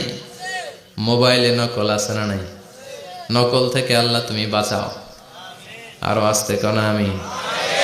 কিভাবে জানলা? কেমন করে 3টা প্রশ্নের উত্তর শিখলা? What is the source of your knowledge? তথ্যসূত্র কি? আপনাকে বলতে হবে আমি যেই কিতাবটা থেকে শিখেছি কিতাবটার নাম কি? চিল্লায় বলেন, কি নাম? এই কিতাবটা হলো কোরআন।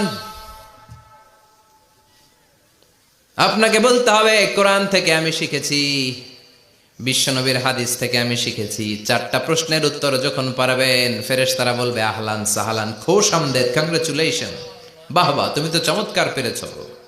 ফায়ুফসাহু লাহু কবরুহু 70 যিরাআন, মুমিন বান্দার কবরটা 70 হাত লম্বা করে দেয়া হবে। ইফতাহু লাহু বাবুন ইলাল জান্নাহ, জান্নাতের দিকে তার কবর থেকে একটা দরজা বানিয়ে দেয়া হবে। জান্নাতের সুঘ্রাণ ঠান্ডা বাতাস এসে তার কবরের ভিতরে ঢুকতে শুরু করবে। ইলবাসু লিবাস মিন আহলিল জান্নাত, জান্নাতীদের পোশাক তার গায়ের মধ্যে পরিয়ে দেয়া হবে। আল্লাহু আকবার। আর বলা হবে নাম কানাউমিল আরুস, বাসর রাতে বর যেমনি কনেকে নিয়ে ঘুমিয়ে যায়, তুমিও একটা ঘুম দাও। আলহামদুলিল্লাহ পড়ে মুমিন বান্দা আনন্দের একটা ঘুম দিবে। ইসরাফিলের সিংগার আওয়াজ ছাড়া পৃথিবীর কোনো কিছুই তার এই ঘুম ভাঙতে পারবে না। আল্লাহ আমরাও যেন সেদিন কবর একটা মজার ঘুম দিতে পারি, তুমি তৌফিক দাও। জোরে বলেন আমিন। এবার বামপন্থী নাস্তিক আর কাফেরদের পালা, ইসলাম বিদ্বেষীদের পালা, আলেম ওলামাদের শত্রুদের পালা, ইসলামকে যারা বিজয়ী শক্তি হিসেবে মানতে পারে নাই তাদের পালা। চিল্লা এখন ঠিক কিনা? ওদেরকেও একই প্রশ্ন, রব কে? ওরা বলবে আমি জানি না। আমাদের উত্তর আল্লাহ। ওরা বলবে আমি কিচ্ছু জানি না, আমি সব ভুলে গেছি, আমার মাফ করে দেন, আমি কিছুই জানি না। তবে আমি ইসলাম বিরোধীদের সাথে চলতাম, যারা ইসলাম রে বাস দিত আমি তাদের সাথে স্লোগান দিতাম। এরকম ডাকাইত আছে না নাই? দ্বিতীয় প্রশ্ন, আমার দিন, তোমার ধর্মের নাম কি? কয় আমার ধর্ম নাই, আমার ধর্ম কর্ম নাই, আমি খালি দুনিয়া কে মজা লেলো, দুনিয়া তোমারই হ্যায়, আমি খালি দুম্মা চলে দুম। আছে না নাই? আমি শুধু মৌজ মাস্তিতে ব্যস্ত ছিলাম, আমার দুনিয়া নাই, দিন নাই, আখেরাত নাই, রবকে আমি জানি না, ধর্মকে জানি না। ইসলাম বিরোধী রাজনীতি আমি করতাম, মাও সেতুংয়ের রাজনীতি, কার্ল মার্কসের রাজনীতি, বুশের রাজনীতি, ডোনাল্ড ট্রাম্পের রাজনীতি, বামপন্থীদের রাজনীতি। চিল্লা এখন ঠিক কিনা? কোনো ধর্ম নাই। এই লোকটাকে চিনো কিনা বলো? বিশ্বনবীর চেহারা দেখিয়ে বলা হবে এই লোকটাকে, কয় জানি না। এরে আমি মানতাম না, এরে আমি গালে দিতাম। এরকম জাহান্নামের নরকীট আর পিতৃ পরিচয়হীন জারদ সন্তান বাংলার দেশেও আছে না নাই? এই মহামানবটাকে গালি দিয়ে পৈশাচিক আনন্দ পায়। পত্রিকায় লিখে, ব্লগের মধ্যে লিখে, ইন্টারনেটে কার্টুন বানিয়ে বানিয়ে পৈশাচিক ফুর্তি করে। এগুলো জাহান্নামের কীট, এগুলো জারদ সন্তান, বাপ মায়ের ঠিক নাই। চিল্লা এখন ঠিক কিনা? আমার নবীরে যারা গালি দেয় এগুলোর বাপ মায়ের ঠিক আছে? এগুলোর কোনো গোড়া আছে? এগুলোর কোনো শেকড় আছে? এগুলো আগাছা, চিৎকার করে বলো ঠিক কিনা। বলবে আমি জানি না, ফেরেশতারা বলবে দাঁড়া আমরা জানি, তোর সাথে কেমন আচরণ করতে হবে আমাদেরকে ট্রেনিং দিয়েছে কে। এবার শুরু হবে মাইর। কি শুরু হবে? কথা বলেন, মাইর। ফায়ুদরাবু বিমা তারিকা মিন হাদিদ, লোহার হ্যামার দিয়ে শুরু হবে মাইর। এক একটা হ্যামারের বাড়িতে মাথাটা ফেটে চূর্ণ বিচূর্ণ হয়ে যাবে, দেহটা জামিনের ভেতরে 70 গজ ডুবে যাবে, দেবে যাবে। ওর চিৎকারে কবরস্থানটাও থারথার করে কাঁপবে। আবার জামিনকে বলা হবে ইলতাইমি, চাপা দে। জামিনে ঢুকে যাওয়ার পরে জামিনের এ পাশ থেকে একটা চাপা, মাটি চাপা, বাম দিক থেকে মাটি চাপা, 2 চাপায় ডান দিকের পাজর বায়ে চলে যাবে, বাম দিকের পাজর ডানে চলে আসবে। ওর চিৎকারে কবরস্থানটা থার থার করে কাঁপবে। আল্লাহ এই ধরনের পরিস্থিতি থেকে তুমি আমাদেরকে বাঁচাও। আর ও চিৎকার করে বলে না আমিন। এজন্য কবরের এই প্রস্তুতি নেওয়ার দরকার আছে না নাই? কোরআনের পক্ষে থাকার দরকার আছে না নাই? ইসলামের পক্ষে থাকার দরকার আছে না নাই? ইসলামী আন্দোলনের সাথে থাকার দরকার আছে না নাই? ইসলামের বিজয় চাওয়ার দরকার আছে না নাই? যে লোক ইসলামের বিজয় চায় না, যে লোক চায় না ইসলাম দিয়ে দেশ শাসিত হোক, যে লোক চায় না কোরআনটা সংসদ ভবনে নেতৃত্ব দেখ, তার অন্তরে ঈমান থাকতে পারে নাকি? এই জন্য মৃত্যু থেকে যতই পালিয়ে বেঁচে থাকতে পারবা নাকি? পারা যাবে? চিল্লায় বলেন। কোন নবীরা পারছে? আদম আলাইহিস সালাম মৃত্যু থেকে বেঁচে গেছে না? মরছে? কথা বলেন না।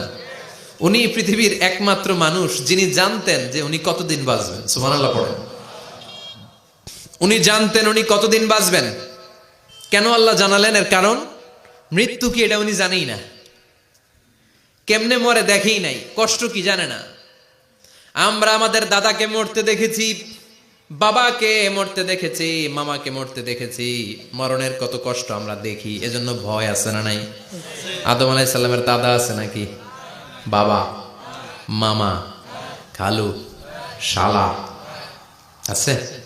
নাই। এজন্য মৃত্যু যে কেমন এটা উনি জানতেন না। এজন্য আল্লাহ জানিয়ে দিলেন আদম, পৃথিবীতে তুমি 1000 বছর বাঁচবা। আলফু সানা।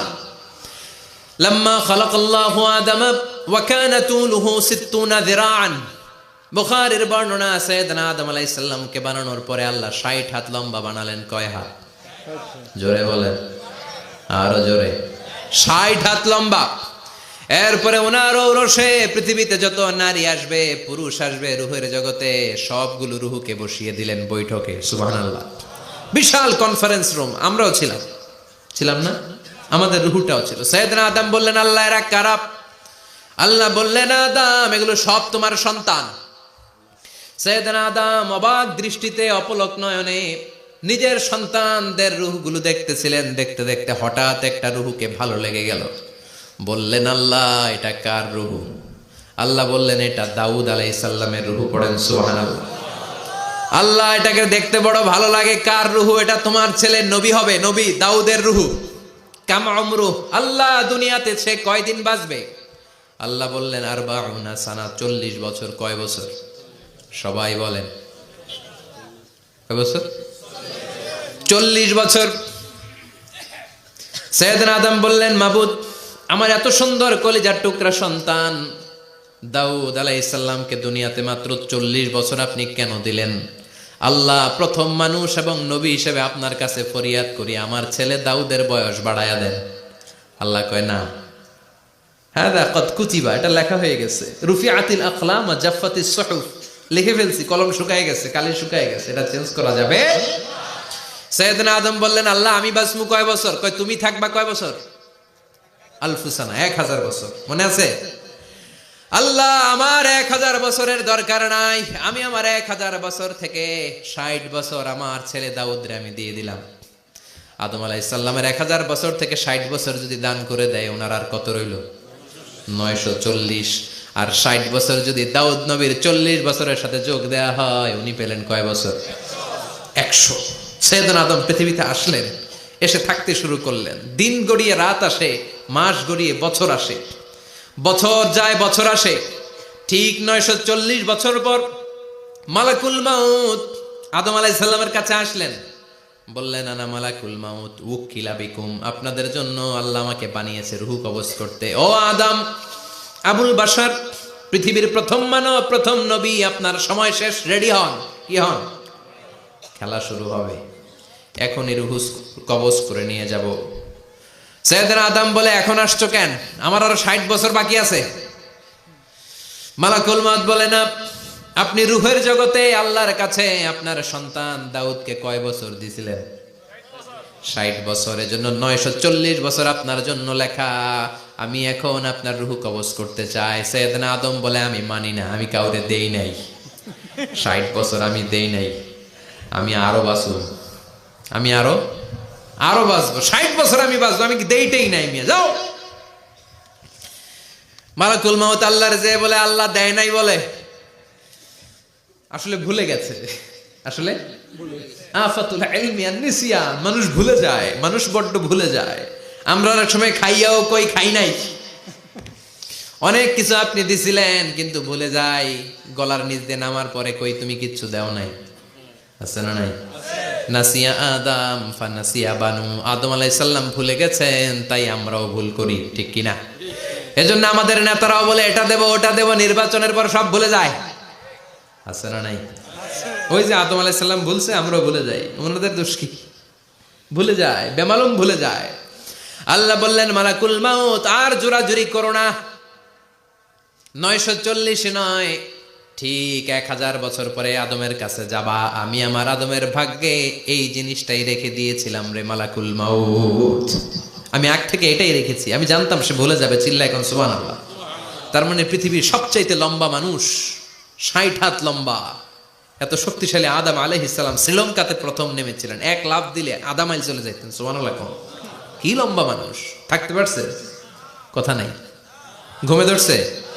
শেষ করে দেই। হ্যাঁ, আরো কয়েক মিনিট চলবে? চলবে, চলবে। তাকবীর দেন, লিল্লাহি তাকবীর। আদম আলাইহিস সালাম চলে গেলেন। ওনার পরের নবী ইদ্রিস আলাইহিস সালাম, উনি মরে নাই। ইদ্রিস আলাইহিস সালাম মরছে। কে বলছে? উনিও মরেছেন। তবে ওনার মৃত্যুর আজীব এক ঘটনা আছে, অনেক লম্বা কথা। এক ফেরেশতার সাথে ওনার বন্ধুত্ব হয়েছিল। বলেছিলেন, আমি আকাশ দেখতে চাই, আল্লাহর কাছে অনুমতি চাই। আল্লাহ বলল, ঠিক আছে, ইদ্রিসকে আকাশে ঘুরাও। প্রথম আকাশে ঘুরলেন, দ্বিতীয় আকাশে ঘুরলেন, তৃতীয় আকাশে ঘুরলেন, চতুর্থ আকাশে ঘুরলেন। ইন দ্য মিন টাইম চতুর্থ আসমানে মালাকুল মাউত পৃথিবীর দিকে নেমে আসছিল। ওই ফেরেশতা বলে, মালাকুল মাউত আপনি কই যান? মালাকুল মাউত বলে, একটু আগে আল্লাহ ফরমান জারি করেছে, চতুর্থ আসমানে আমার নবী ইদ্রিসের রূহ কবজ করো। সুবহানাল্লাহ। আমি বললাম, আল্লাহ আপনার পাঠানো নবী সাইয়েদনা ইদ্রিস থাকে দুনিয়ায়, চতুর্থ আসমানে পামু কই? আল্লাহ কয়, কথা নাই, দৌড় দে। আমি দৌড় দিলাম, এসে দেখি ইদ্রিস আলাইহিস সালাম এখানে রেডি। সুবহানাল্লাহ। ওয়া রাফা'নাহু মাকানান আলিয়্যা। ইদ্রিস আলাইহিস সালামের রূহ কবজ দুনিয়ায় হয় নাই, চতুর্থ আকাশের মধ্যে হয়েছে। একটু চিৎকার করে পড়বেন সুবহানাল্লাহ। এরপরে সুলাইমান আলাইহিস সালাম, উনি তো মরে নাই। মরছে? উনি জিন চালাইতো, উনিও মরবে? শক্তিশালী একজন নবী ছিল। উনি মালাকুল মাউতকে বলেছিলেন, মালাকুল মাউত আমার মৃত্যুর সুয়াইয়া, সামান্য কিছু আগে আমারে বইলো, আমার একটা কাজ আছে। মালাকুল মাউত মৃত্যুর কিছু সময় আগে এসে বলল, সুলাইমান টাইম ইজ আপ, সময় শেষ, অল্প কিছু সময় বাকি, কি করবেন করেন। সাইয়েদনা সুলাইমান জিনদেরকে ডাকলো, ও জিনেরা, বিশাল একটা প্রজেক্ট আছে, প্রজেক্টে কাজ শুরু করো। আর কিছু জিনকে বলল, চারদিকে গ্লাস ফিটিং করা একটা রুম বানাও। সাইয়েদনা সুলাইমান আলাইহিস সালাম গ্লাস ফিটিং করা রুমের ভেতরে ঢুকলেন। এই রুমে ঢুকার দরজা নাই, হাতে একটা লাঠি নিলেন। কি নিলেন? লাঠির মধ্যে ভর করে দাঁড়িয়ে রইলেন আর জিনদের দিকে তাকিয়ে রইলেন। জিনেরা এত বদমাশ ছিল, সাইয়েদনা সুলাইমান দাঁড়িয়ে না থাকলে কাজ করতো না। ছিল ফাঁকিবাজ। কি ছিল? দাঁড়ায় না থাকলে আজও লোকজন কাজ করতে চায় না, ঠিক কিনা? মালিক দাঁড়ায় থাকলে ঠিকই কাজ হয়ে যায়। সুলাইমান আলাইহিস সালাম লাঠির মধ্যে ভর দিয়ে দাঁড়িয়ে রইলেন আর বললেন, কাজ করো। জিনেরাও কাজ শুরু করলো। ওদিকে মালাকুল মাউত এসে বলে, ও সুলাইমান সময় তো শেষ। সুলাইমান বলে, সমস্যা নাই, রূহ কবজ করেন। উনি লাঠির মধ্যে ভর দিয়ে দাঁড়িয়ে রইলেন। গ্লাস ফিটিং করা রুমের ভিতরে কোরআন সাক্ষী। মালাকুল মাউত ওইভাবে লাঠিতে ভর দেওয়া অবস্থায়, দাঁড়ানো অবস্থায় সাইয়েদনা সুলাইমান আলাইহিস সালামের রূহ কবজ করে নিলেন। উনি এমন ভাবে দাঁড়িয়েছেন, রুহু চলে গেল, লাশ হয়ে দাঁড়িয়ে রইলেন, লাঠির মধ্যে দাঁড়িয়ে আছেন, জমিনের মধ্যে লুটিয়ে পড়ে নাই। সুবহানাল্লাহ। জিনগুলো দূর থেকে ভাবলো বস তো দাঁড়ায় আছে। কে দাঁড়ায় আছে? জিনেরা মনে করছে বস দাঁড়ায় আছে, কাজ করতে হবে। করতে করতে পুরা প্রজেক্টের কাজ শেষ। ইন দ্য মিন টাইম ঝিঝি পোকা, উই পোকা, যেই পোকা কাঠ খেয়ে ফেলে, এই কাঠ খাওয়ার পোকা সুলাইমান আলাইহিস সালাম লাঠির ভেতরে ঢুকে লাঠিও খেয়ে ফেলেছে। সাইয়েদনা সুলাইমান আলাইহিস সালাম ধপাস করে জমিনে পড়েছে। আর জিনেরা কয় হায় হায়, খালি খালি কাম করছে এতদিন। সুবহানাল্লাহ কইবেন না? সুলাইমান আলাইহিস সালাম বাঁচতে পারে নাই, চলে গেলেন। মুসা আলাইহিস সালাম মরছে? উনি মরবে কেন? উনি তো খালি মারে। মরছে? এক থাপ্পড়ে ফেরাউনের বাবুর্চি নাই। মুখের আগে হাত চলতো কয়েকজন, এর মধ্যে মুসা আলাইহিস সালাম আছে না নাই? মালাকুল মাউত মানুষের আকৃতিতে অনুমতি না নিয়ে ঘরের ভেতরে ঢুকে গেল। ঢুকে বলে আনা মালাকুল মাউত, আমি মৃত্যুর ফেরেশতা। তো কি চাও? জিতু আন আকবাদা রূহাক, আপনার রূহ কবজ করতে আসছি। কিন্তু মুসা আলাইহিস সালাম দেখতেছেন দিব্য একজন মানুষ, কি দেখে? আবার সালাম দেয় নাই, অনুমতি নিয়েও ঢুকে নাই। অমিয়া অনুমতি নিয়ে ঘরে ঢোকার দরকার আছে না নাই? মুসা আলাইহিস সালামের মেজাজ বড় গরম। উনি বললেন কি করবি? কয় আপনারে মারমু। কয় এদিকে আয়। মালাকুল মাউত মনে মনে ভাবে এতদিন সব মানুষগুলো আমারে দেখলে দিত দৌড়, আজকে মনে হয় আমারে দিতে হবে দৌড়। এক পা গায়ে দুই পা পেছায় সাহস করে সামনে গেলেন। আবার মুসা আলাইহিস সালাম দিলেন এরকম থাপ্পড়। ফাসাক্কাহু ফাফাকু আইনা, বুখারীর বর্ণনা, এক থাপ্পড়ে চোখ নাই। ঠিকই মালাকুল মাউত দৌড়, এক দৌড়ে আল্লাহর কাছে। আল্লাহ বললেন রাখো, এটা মুসা আলাইহিস সালাম, তার মেজাজ বড্ড গরম, আমাকে কথা বলতে হবে। আল্লাহ বললেন মুসা, বুখারীর বর্ণনা, গরুর পিঠের উপর হাত রেখে দাও। রাখা হলো। তোমার হাতের নিচে গরুর যত পশম, প্রত্যেক পশমের বিনিময়ে এক এক বছর করে হায়াত বাড়িয়ে দিলাম। মুসা আলাইহিস সালাম অনেক চালাক নবী। উনি বললেন আল্লাহ, আমার হাতের নিচে যদি গরুর 2000 পশম থাকে, তার মানে 2000 বছর হায়াত বাড়িয়ে দিলেন, কিন্তু এক্সট্রা হায়াত যখন শেষ হয়ে যাবে এরপরে কি হবে? আগে ওইটা বলেন। আল্লাহ বললেন সুমাল মাউত, তারপরে তো মুসা মরতেই হবে, আসতেই হবে। সাইয়েদনা মুসা আলাইহিস সালাম বললেন ফাল আনা, তাহলে আর দেরির দরকার নাই, এখনই আমি আপনার কাছে চলে যেতে চাই। মালাকুল মাউত মুসা আলাইহিস সালামের রূহ নিয়ে উড়াল দিলেন। সুবহানাল্লাহ। বাঁচতে পারছে? বিশ্বনবী মরে নাই, উনি ইন্তেকাল করেছেন। চিল্লা এখন ঠিক কিনা? ইন্তেকালের আগে বিশ্বনবী প্রচন্ড অসুস্থ হলেন।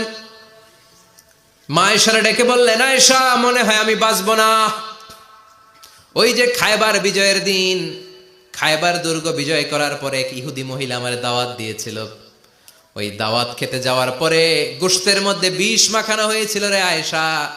ওই বিষ মাখানো খাসির গোশত খেয়ে যে ব্যথা আমার পেটে উঠেছিল, আজ আবার সেই ব্যথা উঠেছে। বিশ্বনবী ওই বিষ খাওয়ানো গোশতের কারণে ইন্তেকাল করেছেন। তার মানে বিশ্বনবী শাহীদ। জামা আল্লাহু বাইনা নবুওয়া ওয়া শাহাদা, আল্লাহ বিশ্বনবীকে শুধু নবী বানায় নাই, শহীদ হিসেবে কবুল করেছে। সুবহানাল্লাহ কইবেন না? প্রচন্ড অসুস্থ, উনি ছাড়া মসজিদে নববীতে কেউ ইমামতি করার সাহস পায় না। বিশ্বনবী বললেন আবু বকর তুমি যাও, আবু বকরও যায় না। বিশ্বনবী বললেন পানি আনো। বিশ্বনবী পানি দিয়ে ওযু করলেন। ওযু করে কয়েকজন সাহাবীকে ধরে উঠতে চাইলেন, আবার ধপাস করে বেহুশ হয়ে পড়ে যায়। বিশ্বনবী উঠতে পারে না। আবার বললেন ঠান্ডা পানি আনো। পানির ভেতরে বিশ্বনবী 2 হাত ঢুকিয়ে দিয়ে ঠান্ডা ভিজা হাত দিয়ে চেহারার মধ্যে মাসে করলেন আর বললেন ইন্নালিল মাউতিলা সাকারাত, হায়রে মৃত্যুর কি যন্ত্রণা, হায়রে মৃত্যুর যে কি কষ্ট। ও মিয়া, বিশ্বনবী যদি মৃত্যুর কষ্টে কাতরায়, আমাদের অবস্থা কি? আমাদের নসিবে কি আছে? আল্লাহ তুমি বাঁচাও, পড়ে না আমিন। বিশ্বনবী কাঁদছেন, সাহাবারা একের পর এক দেখতে আসে, কান্নার রোল পড়ে গেল চারদিকে। বিশ্বনবীর কলিজার টুকরা নয়নের পুটুলি সাইয়্যিদাতুনা ফাতিমা বিশ্বনবীর কান্না সহ্য করতে পারে না। বিশ্বনবীকে ধরে মা ফাতিমা, সাইয়্যিদাতুনা ফাতিমা বিলাপ করা শুরু করে দিলেন, চিৎকার দিয়ে কান্নাকাটি শুরু করে দিলেন আর বললেন ওয়া কুরবাবা, ওয়া কুরবাবা, হায় হায় আমার বাবার কি কষ্ট, আহা আমার বাবার কি কষ্ট হচ্ছে। বিশ্বনবী বললেন ফাতেমা তুমি কেঁদো না, আমার কষ্ট আজকের পরে আর থাকবে না, আজকে তোর বাবার সব কষ্ট বন্ধ হয়ে যাবে। কি যেন কানে কানে বললেন, ফাতেমা আরো কেঁদে দিল। আবার কানে কানে কি যেন বললেন, ফাতেমা হেসে দিল। বিশ্বনবীর ইন্তেকালের অনেক পর মা আয়েশার কাছে ফাতেমা বললেন, আমি যখন প্রথমে কেঁদেছিলাম আব্বা বলেছিল আমি আর বাঁচব না রে ফাতেমা। আবার কানে কানে একটা কথা বলার পরে হেসেছিলাম, আব্বা বলেছিল আমার পরে আমার পরিবার বর্গের মধ্য থেকে সর্বপ্রথম তোমার সাথে আমার দেখা হয়ে যাবে রে ফাতেমা। অল্প কয়েক মাসের ব্যবধানে সাইয়েদাতুনা ফাতেমা উনিও ইন্তেকাল করলেন। বিশ্বনবী শোয়া থেকে উঠতে পারে না। এক সাহাবীকে দেখলেন মেসওয়াক করছে। বিশ্বনবী মেসওয়াকের দিকে তাকিয়ে রইলেন। বিশ্বনবীর নিথর দেহটা পড়ে আছে। আয়েশারা যে বলবে আয়েশা মেসওয়াক দাও, বলতে পারে না। মা আয়েশা বুঝতে পেরে মেসওয়াক আনলেন, বিশ্বনবীকে মেসওয়াক করিয়ে দিলেন। এবার বিশ্বনবী বললেন, ও আবু বকর শোনো, আল্লাহ আমাকে অপশন দিয়েছে। কি দিয়েছে? আল্লাহ বলেছে নবী আজীবন থাকতে চাইলে থাকেন, আর আসতে চাইলে চলে আসেন। আমি থাকতে না চেয়ে আল্লাহর কাছে চলে যাওয়ার ইচ্ছা করলাম। সাইয়েদনা আবু বকর কান্না জুড়ে দিলেন। বিশ্বনবী বললেন, আসসালাত আসসালাত, ও আমার উম্মতেরা নামাজ তরক করো না। ইন্তেকালের আগে বললেন নামাজ ছেড়ে দিও না।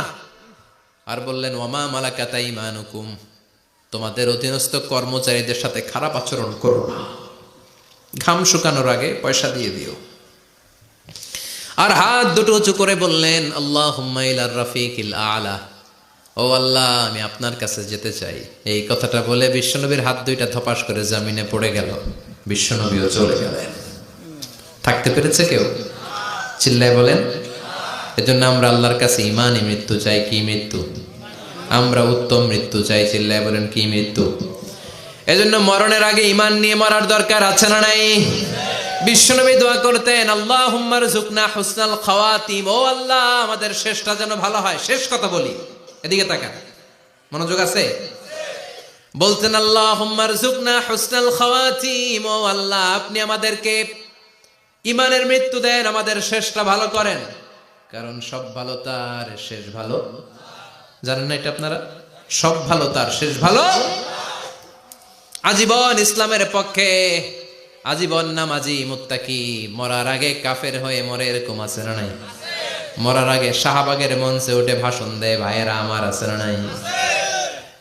আবার আজীবন কাফের, ইসলামের বিরোধী, ইন্তেকালের আগে কালিমা পড়ে সব মাফ করায়, আছে না নাই? বিশ্বনবীর শ্বশুর আবু সুফিয়ান, নাম শুনছেন? বদরের যুদ্ধে বিশ্বনবীর বিরুদ্ধে, মক্কায় বিশ্বনবীরে ঘুমাতে দেয় নাই, উহুদের যুদ্ধে বিশ্বনবীর সাথে ফাইট, খন্দকের যুদ্ধে বিশ্বনবীর সাথে মারামারি, আহজাবের যুদ্ধে কিলাকিলি, সারাটা জীবন বিশ্বনবীর সাথে মারামারি। মক্কা বিজয় কালিমা পড়ে মুসলমান হয়েছে। গোটা জীবনে যা অন্যায় করেছে সব মাফ করে দিয়েছে কে? এজন্য আমরা আল্লাহরে বলি, আল্লাহ কালিমাটা পড়তে পড়তে যেন আমরা মরতে পারি। চিৎকার করে পড়ে না আমিন। জিহাদের ময়দানে এক সাহাবা যুদ্ধ করতে লাগলেন। বুখারীর বর্ণনা, যুদ্ধ করতে করতে কাফেরদেরকে মারতে মারতে, হাদিসের ভাষ্য লা ফাযা ওয়ালা শাযা ইল্লা ইয়াদরিবুহা বিসাইফি, তার সামনে যত কাফের আসে সে কচুকাটা করে। অন্য সাহাবীরা খুশি হয়ে যায়। অন্য সাহাবীরা বলে আজকের সব সওয়াব এই সাহাবী পেয়ে যাবে। কিন্তু বিশ্বনবী হঠাৎ করে একটা কথা বললেন, ওই কথা শুনে সাহাবীরা অবাক। বিশ্বনবী বললেন হুয়া ফিন্নার, ও জাহান্নামে যাবে। কই যাবে? জিহাদের ময়দানে এক মুজাহিদ সাহাবী কাফিরদেরকে মেরে শেষ, কিন্তু বিশ্বনবী বললেন কই যাবে? কথা কয় না। এক সাহাবী কয় ঘটনা কি? এত বড় মুজাহিদ ফি সাবিলিল্লাহ কেন জাহান্নামে যাবে? আমি লুকিয়ে লুকিয়ে দেখি। লুকিয়ে লুকিয়ে ওই সাহাবী দেখে মুজাহিদ সাহাবী যুদ্ধ করতে করতে কাফিরদের বিশাল একটা ঘাটির ভেতরে ঢুকে গেল। মারতে মারতে মারতে মারতে হঠাৎ এক কাফেরের আঘাতে এই মুজাহিদ সাহাবীর ডান হাতটা কাটা পড়ে গেল। এবার ডান হাত দিয়ে ফিনকি দিয়ে রক্ত বের হতে শুরু করলো। মুজাহিদ সাহাবী আর যন্ত্রণা সহ্য করতে পারে না। যন্ত্রণা সহ্য করতে না পেরে কাতরাতে কাতরাতে নিজের হাতের ছুরিটাকে জমিনের মধ্যে গেড়ে দিয়ে ছুরির উপর ঝাঁপিয়ে পড়ল। পেটের এই দিক দিয়ে ঢুকে ওপাশ দিয়ে বের হয়ে গেল, এফার হোফার হয়ে গেল, মানে আত্মহত্যা করলো। ঠিক কিনা? জাহান্নামী না? কথা কম। লুকিয়ে লুকিয়ে যে সাহাবা দেখেছে চিৎকার দিয়ে বিশ্বনবীর কাছে যেয়ে বলে আশহাদু আন্নাকা রাসূলুল্লাহ, ও নবী আপনি যে আসল নবী, কোনো সন্দেহ নাই, আমি লুকিয়ে লুকিয়ে দেখেছি। ওই মুজাহিদ সাহাবা বেঁচে নাই, সে কাফেরের আঘাতে শহীদ হয় নাই, নিজের পেটে নিজে ছুরি ঢুকিয়ে আত্মহত্যা করেছে। আজীবন বিশ্বনবীর সাথী, মরার আগে জাহান্নামী। আমরা কেউ জানি না আমাদের শেষটা কেমন হবে, এজন্য আমাদের শেষটা ভালো হোক, ভেরি সেন্সিটিভ ইস্যু। আমাদের শেষটা ইমানের হোক। এখন যেমনি মাথা ঠিক আছে, বুদ্ধিমত্তার সাথে শাহাদাত বাক্যের উপর যেন আমরা মরতে পারি, আমরা পড়ি আমিন। চিল্লায় পড়েন আমিন। কি করে বুঝবেন মৃত্যুটা ভালো হলো? এক নাম্বার আলামত আন-নুতকু বিশ-শাহাদা। মরার আগে আওয়াজ করে জিকির করে কেউ যদি পড়তে পারে লা ইলাহা ইল্লাল্লাহু মুহাম্মাদুর রাসূলুল্লাহ সাল্লাল্লাহু, এটা হচ্ছে আলামাতু হুসনিল খাতিমা। আপনার মৃত্যুটা যে ভালো মৃত্যু হয়েছে এটার আলামত। কি মৃত্যু? সবাই বলেন ভালো মৃত্যু আমরা চাই কি চাই না? ভালো মৃত্যুর এক নাম্বার আলামত কালিমা পড়ে যদি মরতে পারে। বিশ্বনবী বলেন মান কানা আখিরু কালামিহি লা ইলাহা ইল্লাল্লাহ, যে ব্যক্তির সর্বশেষ কথাটা হবে, বাক্যটা হবে লা ইলাহা ইল্লাল্লাহ, দাখালাল জান্নাহ, সে জান্নাতি হয়ে যাবে। সুবহানাল্লাহ পড়েন। এরপরে বিশ্বনবী বললেন আল মুমিনু ইয়ামুতু বিজাবি ইরকিল জাবিন, মুমিন যখন মারা যায় তার কপাল ঘেমে যায়। সুবহানাল্লাহ পড়েন। হাত ঘামে না, পা ঘামে না, মুমিনের কপাল ঘামে। সুবহানাল্লাহ। এজন্য কেউ মারা গেলে কপালের মধ্যে হাত দিবেন, দেখবেন ওই ঘামের মধ্যে একটা জান্নাতি ঘ্রাণ আছে। সুবহানাল্লাহ। আল্লাহ, আমরা যখন মরে যাব আমাদের কপালটা যেন এরকম ঘেমে যায়। আমিন পড়েন আর জোরে আমিন। আল মুমিনু ইয়ামুতু বিআরাকিল জাবিন, মুমিন মারা গেলে তার কপাল ঘামে। কপাল ঘামলে বুঝতে হবে এটা ভালো মৃত্যু, ইমানি মৃত্যু। চিল্লায় বলেন ঠিক কিনা? এরপরে বিশ্বনবী বললেন ফি লাইলাতিল জুমা, জুমার রাতে যদি মরে, আও ফি শাহরি রমাদান, কিংবা রমজান মাসে যদি মরে, আও ফি সাফারিল হজ, কিংবা হজের সফরে যদি মরে। বাংলার জমিন থেকে অনেক হাজিরা হজ করতে যায়, অনেকে ওইখানে যে আরাফাতের ময়দানেও মারা যায়, এরকম হাজি আছে না নাই? খুশনসিব, এটা খুশনসিব। আলহামদুলিল্লাহ পড়েন। এরপরে বিশ্বনবী বললেন মাউতু শাহাদা, আল্লাহর রাস্তায় জিহাদ করে কালেমার বাণীকে উপরে তুলে ধরার জন্য কেউ যদি শাহাদাতের বাণী, শাহাদাতের পেয়ালা পান করে, শাহাদাতের মৃত্যুর চাইতে ভালো মৃত্যু আর হতে পারে না। শাহাদাতের মৃত্যুর চাইতে শ্রেষ্ঠ মৃত্যু আছে নাকি? কথা বলেন। আমরা শহীদ হতে চাই কি চাই না? শাহাদাতের তামান্না যেই মুমিনের অন্তর নাই, অন্তরের ভেতরে নাই, ওই লোক কি মুমিন হতে পারে নাকি? মান সাআলাল্লাহ শাহাদা, বিশ্বনবী ফরমান যে ব্যক্তি আল্লাহর কাছে শাহাদাতের মৃত্যু চায়, বাল্লাগাহুল্লাহু মানাজিলাশ শুহাদা ওয়া ইন মাতা আলা ফিরাশিহি, কেউ যদি আল্লাহর কাছে শাহাদাত অন্তর থেকে কামনা করে, রব্বুল আলামিন ওই ব্যক্তিকে শাহাদাতের মর্যাদায় নিয়ে যাবেন, যদিও সে বিছানায় পড়ে পড়ে মারা যায়। বিছানায় পড়ে মারা গেছেন, কিন্তু অন্তরে কামনা ছিল আল্লাহ আমার তুমি শহীদ হিসেবে কবুল করো। শহীদদের কাতারে আপনারা দাঁড় করায় দিবে কে? ওমরে ফারুক বলতেন আল্লাহুম্মা আরযুকনা শাহাদাতান ফি সাবিলিক, ও আল্লাহ আপনি আমারে আপনার রাস্তায় শহীদ হিসেবে কবুল করেন। ওয়ারযুক মাউতি ফি হারামি রাসূলিক, পৃথিবীর কোন শহরে মরতে চাই না, বিশ্বনবীর শহরে মদিনা শহরে আমার মৃত্যু কবুল করেন। ওমরে ফারুক কই মরছে? কথা কম। ফজরের জামাতে ইমামতি করতে গিয়েছেন, মাওলাল মুগীরা আবু লুলু আল মাজুসি, মাওলাল মুগীরার আঘাতে অ্যাসাসিনেটেড বাই মুগীরা, স্টেবিং করেছে। এখানে তিনটা আঘাত করেছে, একটা এখানে, একটা পাজরে, একটা নাভির মধ্যে, নাভি কেটে দুই ভাগ। ওনাকে খাবার দেয়া হলো নাবিজ, দুধ মাখানো নাবিজ। ওই নাবিজের দুধ নাভি দিয়ে বের হয়ে যায়। উনি বললেন কে মেরেছে আমাকে? বলল অগ্নি উপাসক। শুকরিয়া করে বললেন আল্লাহ আমারে কোনো মুসলিম মারে নাই, কোনো মুমিন মারে নাই। উনি বেহুশ ছিলেন, হুশ ফিরে সবাই রে বললেন আসল্লান নাস, ফজরের যেই নামাজটা আমার ইমামতিতে শুরু হয়েছে, এক রাকাতের পর আমাকে মারা হলো। এবার আমাকে বলো আমার নেতৃত্বে যে নামাজটা শুরু হয়েছে, নামাজটা ঠিক মতো হয়েছে কিনা? সুবহানাল্লাহ। আমারে কে মারলো? কে তোমাদের খলিফা হবে? কি হবে আমার আব্দুর রহমানের আব্দুল্লাহর? এগুলো নাই। প্রথম কথা ছিল মানুষরা নামাজটা পড়েছে কিনা। সুবহানাল্লাহ।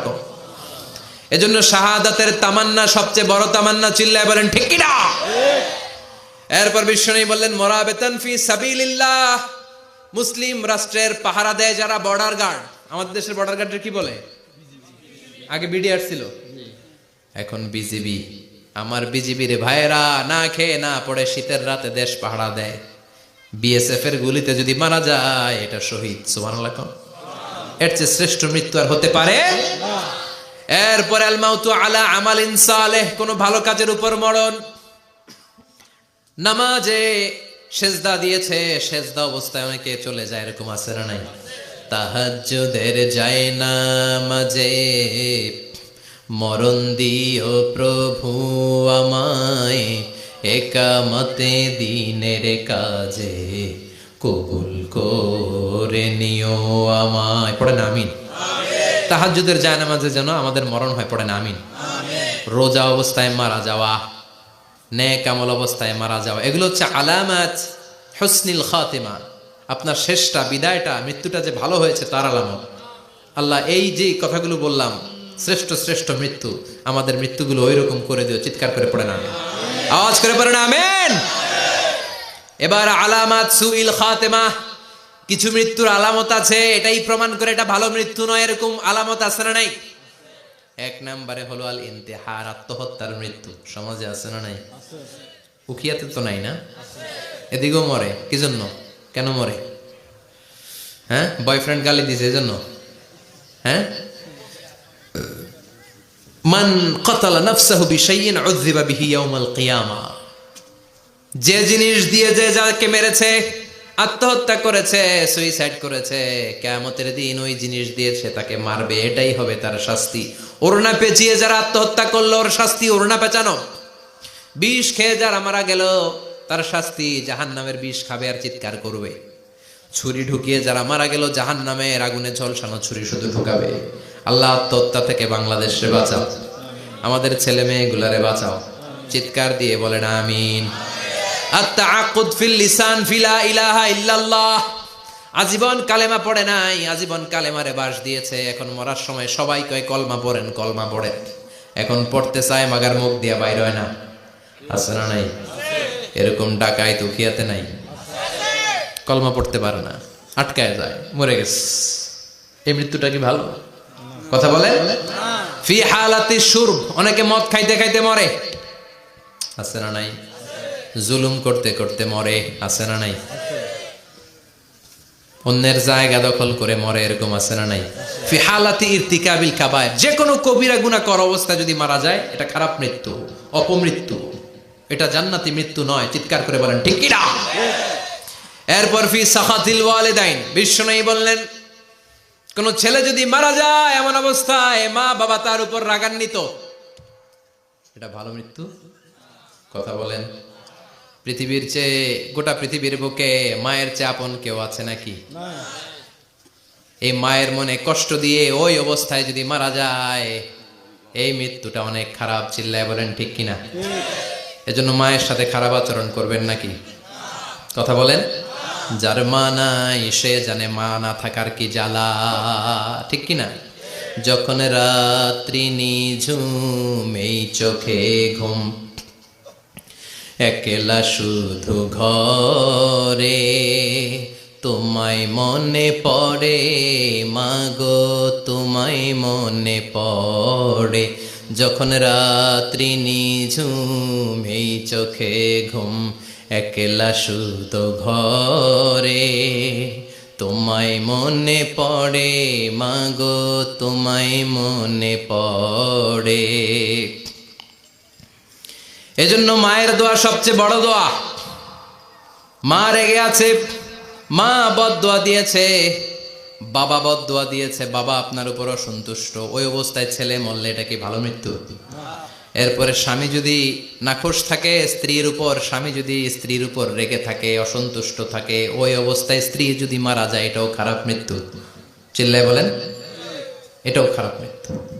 এরপরে লাউ ফারিহাল মুসলিমুনা বিমাউতি, কোন লোক মারা গেলে যদি এলাকার মুসলমানরা খুশি হয়, এটা কি ভালো মৃত্যু নাকি? কোন লোক মারা গেলে এলাকার মুসলমানরা যদি আল্লাহর শুকরিয়া করে, এটা কি ভালো মৃত্যু নাকি? আমরা কি ভালো মৃত্যু চাই নাকি খারাপ? আমরা শাহাদাতি মৃত্যু চাই, ইমানের মৃত্যু চাই, পড়েন আমিন। এজন্য রাব্বুল আলামিন বলেন বাল তুসিরুনাল হায়াতাদ দুনিয়া ওয়াল আখিরাতু খায়রুন ওয়া আবকা, ক্ষণস্থায়ী দুনিয়াটাকে তোমরা বড় মনে করো, এটা বড় না, বড় হলো আখেরাতের জীবন। এজন্য আখেরাতের জীবনের জন্য প্রস্তুতি দরকার আছে না নাই? মরণ হচ্ছে সবচেয়ে বড় প্রস্তুতি, মরণের চিন্তা। মান কানা ওয়াইদান ফাল মাউতু ইয়াকফি, যে নিজেকে সোজা করতে চায় মৃত্যুর চিন্তাই তার জন্য যথেষ্ট। আজকের এই আলোচনার পরেও কি আমাদের টনক নড়বে না? আজকের এই কথাগুলোর পরেও কি মৃত্যু নিয়ে আমরা ভাববো না? আজকের আলোচনার পরেও কি আমার হিসাব শুরু হওয়ার আগে আমি একটু নিজের হিসাব কষে নিব না? আল্লাহ আমাদের সবাইকে কথাগুলো বুঝার ও আমল করার তৌফিক দান করুক। আমরা পড়ি আমিন।